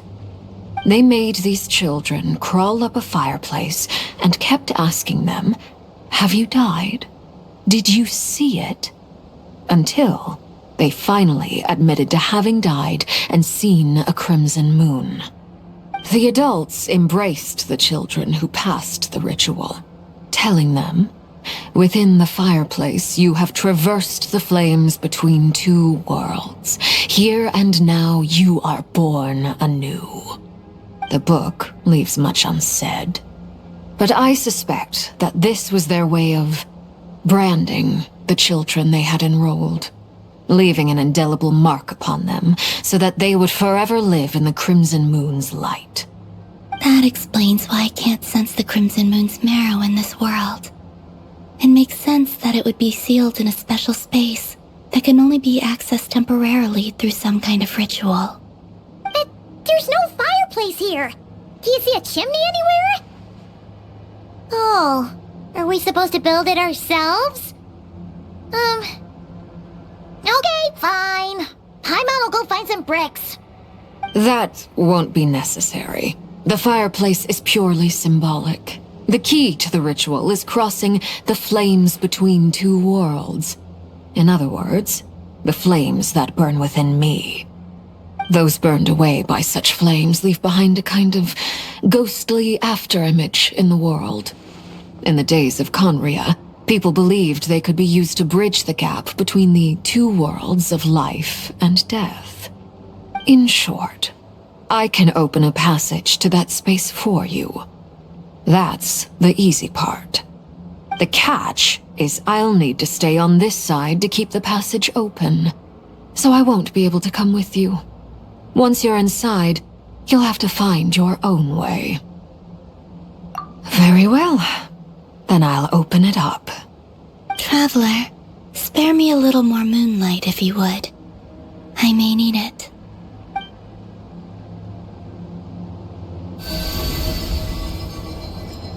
Thank you. I feel like I've recovered some of my strength now. It should be enough to move us across short distances and confront whatever dangers might await.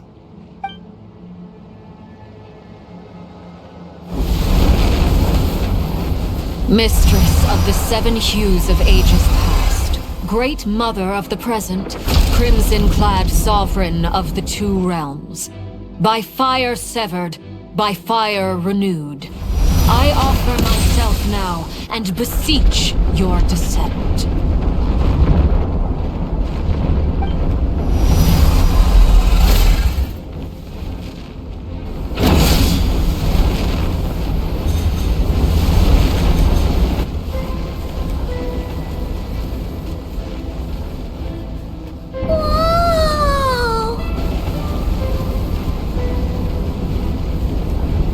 One word of advice.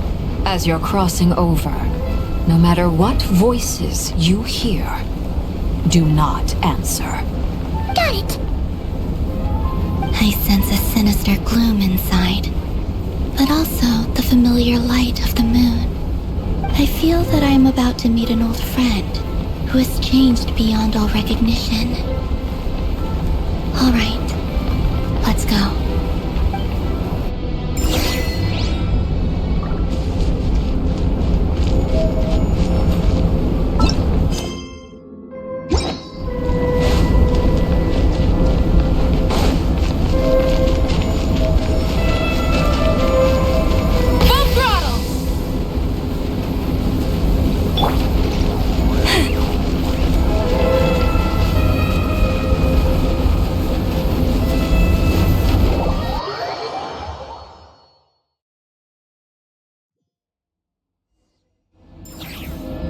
I sense your presence and craving death and rebirth.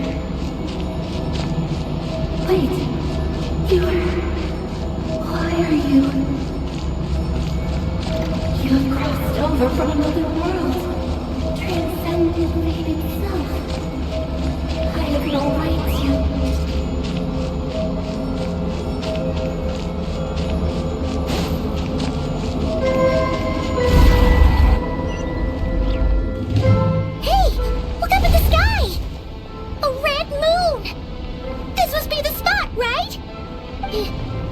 Is that the abyss? It's practically filled the entire place. What now? What a tragic sight. Fragments of your broken body, seized by the abyss and hung up aloft like mummified remains. Iridescent moon, was this truly what you wished for? Careful! There's something spooky about this place. Feels like something is lurking in the fog. Haimon's right behind you. Whatever you do, don't run off without her.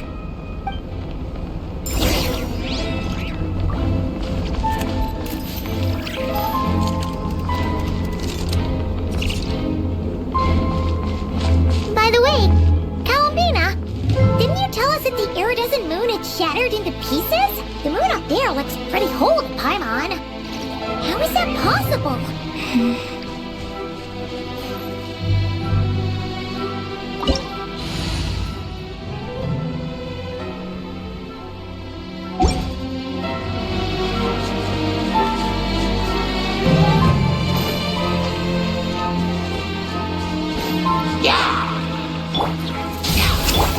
Leave this place. Shine down! Strike a pose!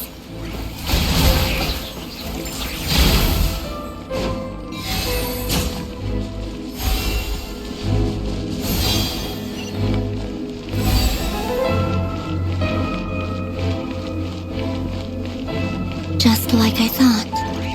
It was only a facade.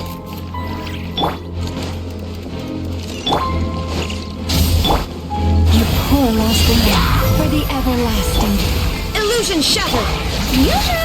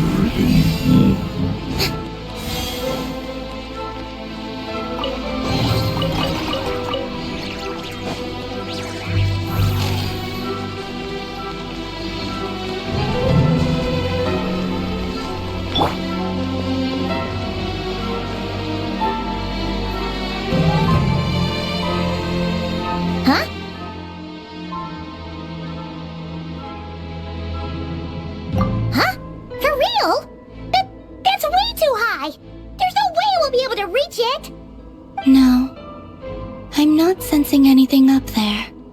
It's coming from under the mountain. Let's see. Ah!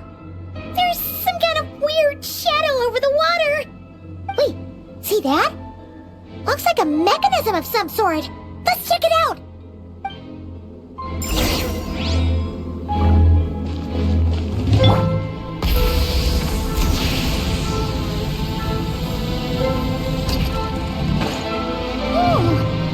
Looks like a device from the time of Kalia. Maybe people once came here to study the Crimson Moon's domain, and they left it behind. Oh, if we can activate it, we might find some clues.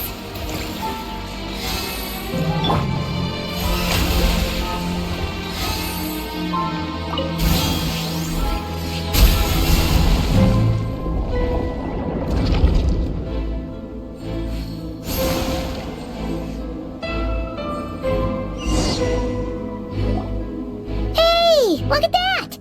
Now that the mechanism's running, the shadow in the water looks different. Do you think these mechanisms might be the key to unlocking the secret?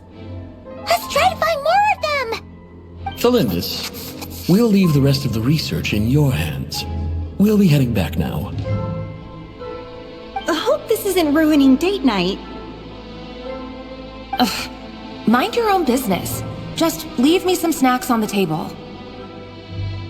Felindis? Is that Rerir's girlfriend?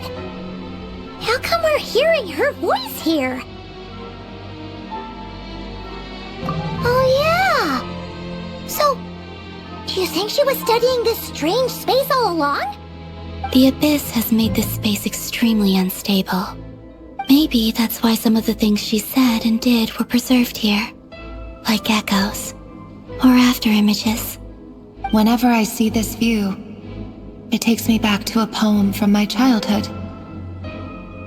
Waning moon, oh lifeless damsel, weeping on the mountain crest.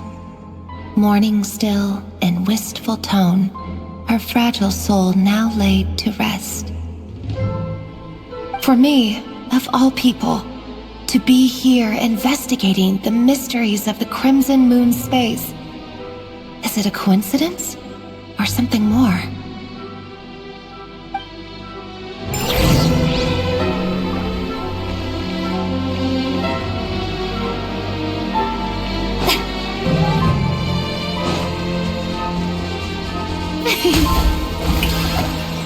Shine down! Rise with the sun!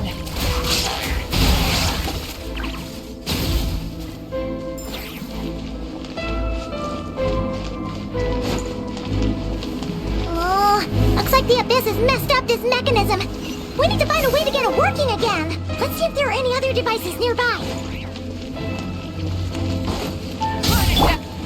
Forest?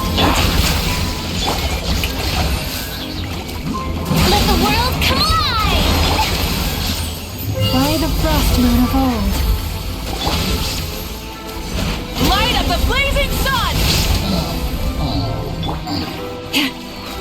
Leave this place.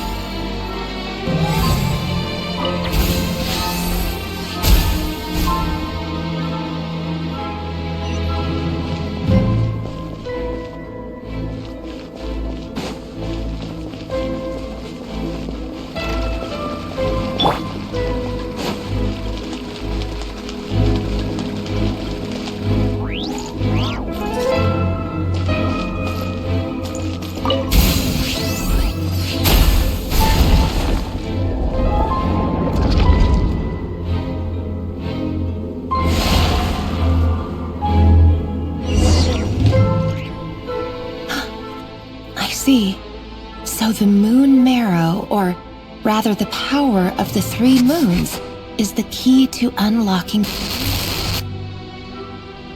If it really does exist, then maybe this madness can finally be put to an end.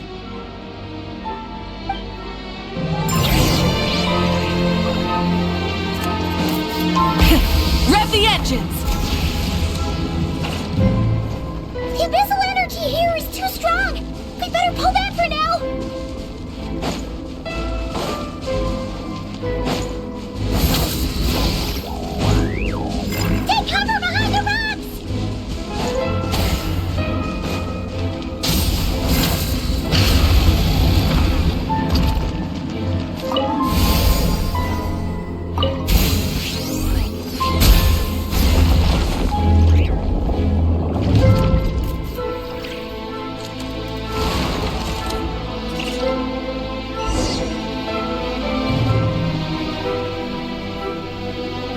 With the Abyss inhibitors in place, I should be able to access the chamber with the moon marrow.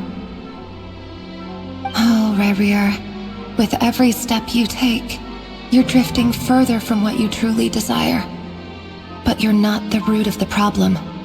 Ever since that outsider set foot in Conria, the Vinster King has sunken deeper into madness. If only I could get my hands on that outsider.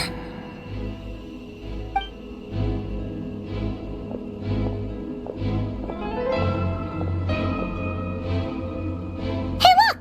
The moon's reflection is back to normal! Elendis' voice mentioned a chamber with the moon marrow. Do you think maybe it's hidden in the moon's reflection? It must be. For within it, I sense the fragile aura of a dying soul. Then there's no time to lose! Let's go!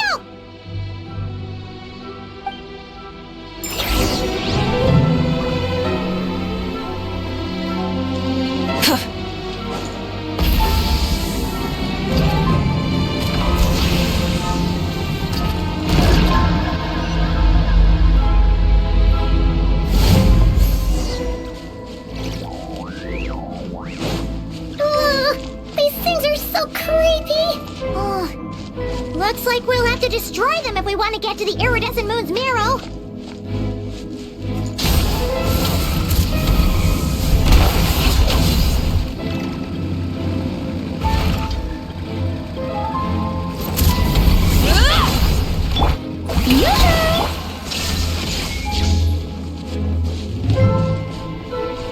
That must be the iridescent moon's marrow! Oh, we'll need to destroy these things before we can reach it!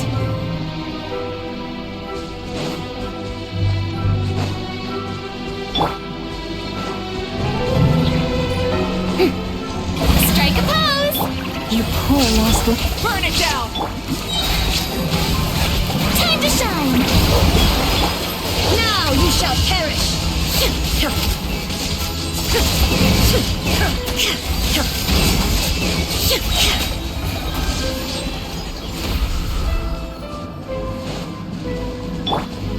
Light it up! Try and stop me!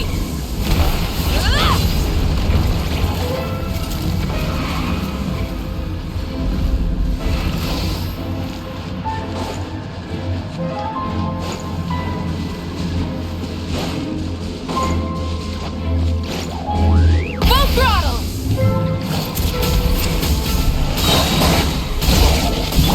Leave this place. Illusion shattered! Shower me with praise!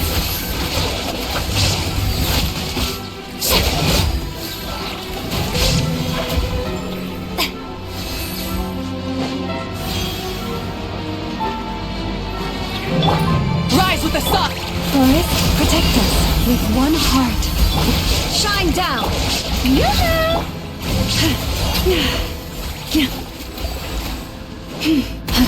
Hey there! We're so close!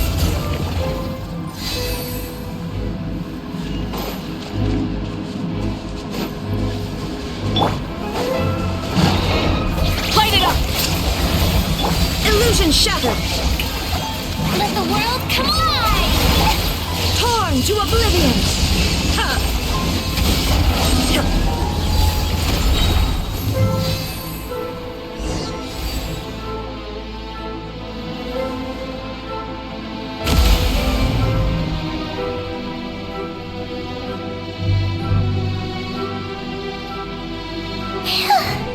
We finally did it! The iridescent moon's marrow. Still burning away like an undying flame, yet now contaminated by the abyss. It has taken on a new form entirely. If we can purify the abyssal power within, we should be able to obtain its untainted essence.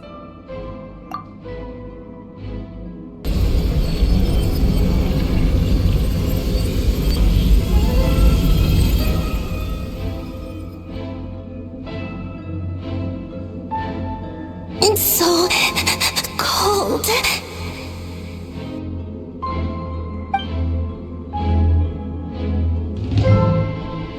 Is it you? Are you here? Huh? Are you talking to us? At long last, I can see you once more. Our fates have crossed, and I am finally free. I'm sorry, I lied to you. Even knowing what was to come, I still couldn't let go of the fear in my heart as death drew near. The moment the moon shattered, my body began to split apart piece by piece. Like I was being cut into pieces by 1,000 blunt blades. My thoughts scattered as the cold crept in, but I could not bear to fade away like that. Tell me, what was it that brought you to us all that time ago?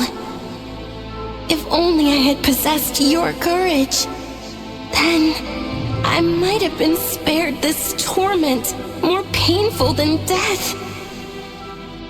You look so puzzled. That's how I felt too when I first saw you. But trust me when I say that everything happens for a reason. Farewell, Hypo.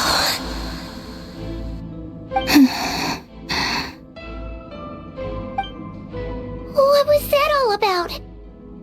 Was that the goddess of the iridescent moon? Oh, it sounded like she was speaking to a long-lost friend. But none of us have ever met her before, right? Perhaps. She took me for the goddess of the frost moon she once knew.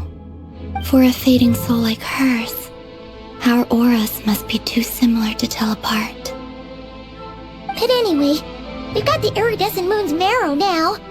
That should help you regain your strength, right? Alright, time to leave this place and meet back up with Arlecchino. Let's go!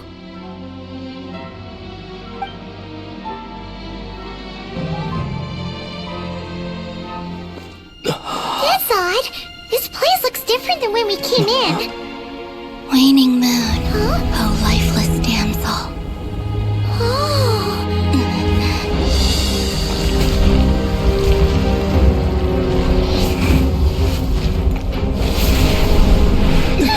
Hurry! The place is collapsing! It wants to trap us here. Who's it? The Abyss? Now we've taken the moon marrow. All that's left here is a dark will. It will show us no mercy. Give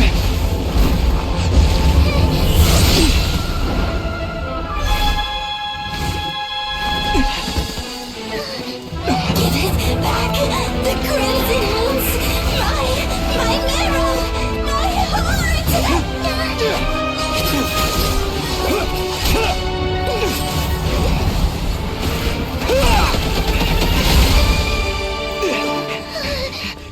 Finally! Huh? Oh no! The exit's blocked! They're back! Now what do we do? This is where you fall. Witness my rise.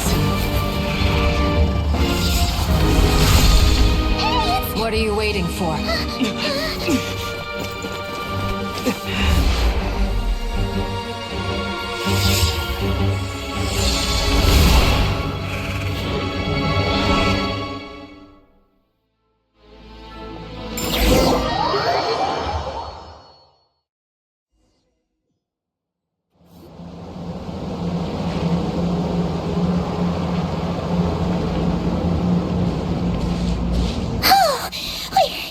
We made it!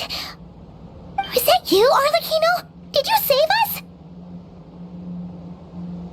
Wait, your hands! They're... Oh, this? Don't worry. It's a small price to pay. The Abyss wanted to trap you inside, and I defied its will by bringing you out. No wonder it's a little angry. No. I have paid the price, albeit a small one, and it cannot be undone. My hands have already fused with the Abyss. Purification would simply destroy whatever's left of them. But surely... Oh... Were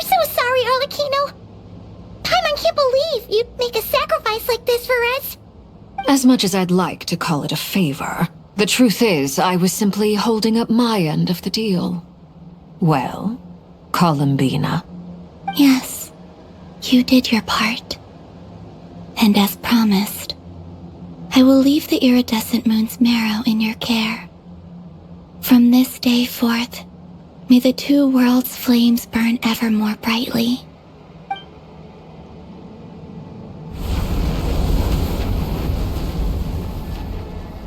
I'll take that as a blessing. Now, Columbina, give me your hand. Accept this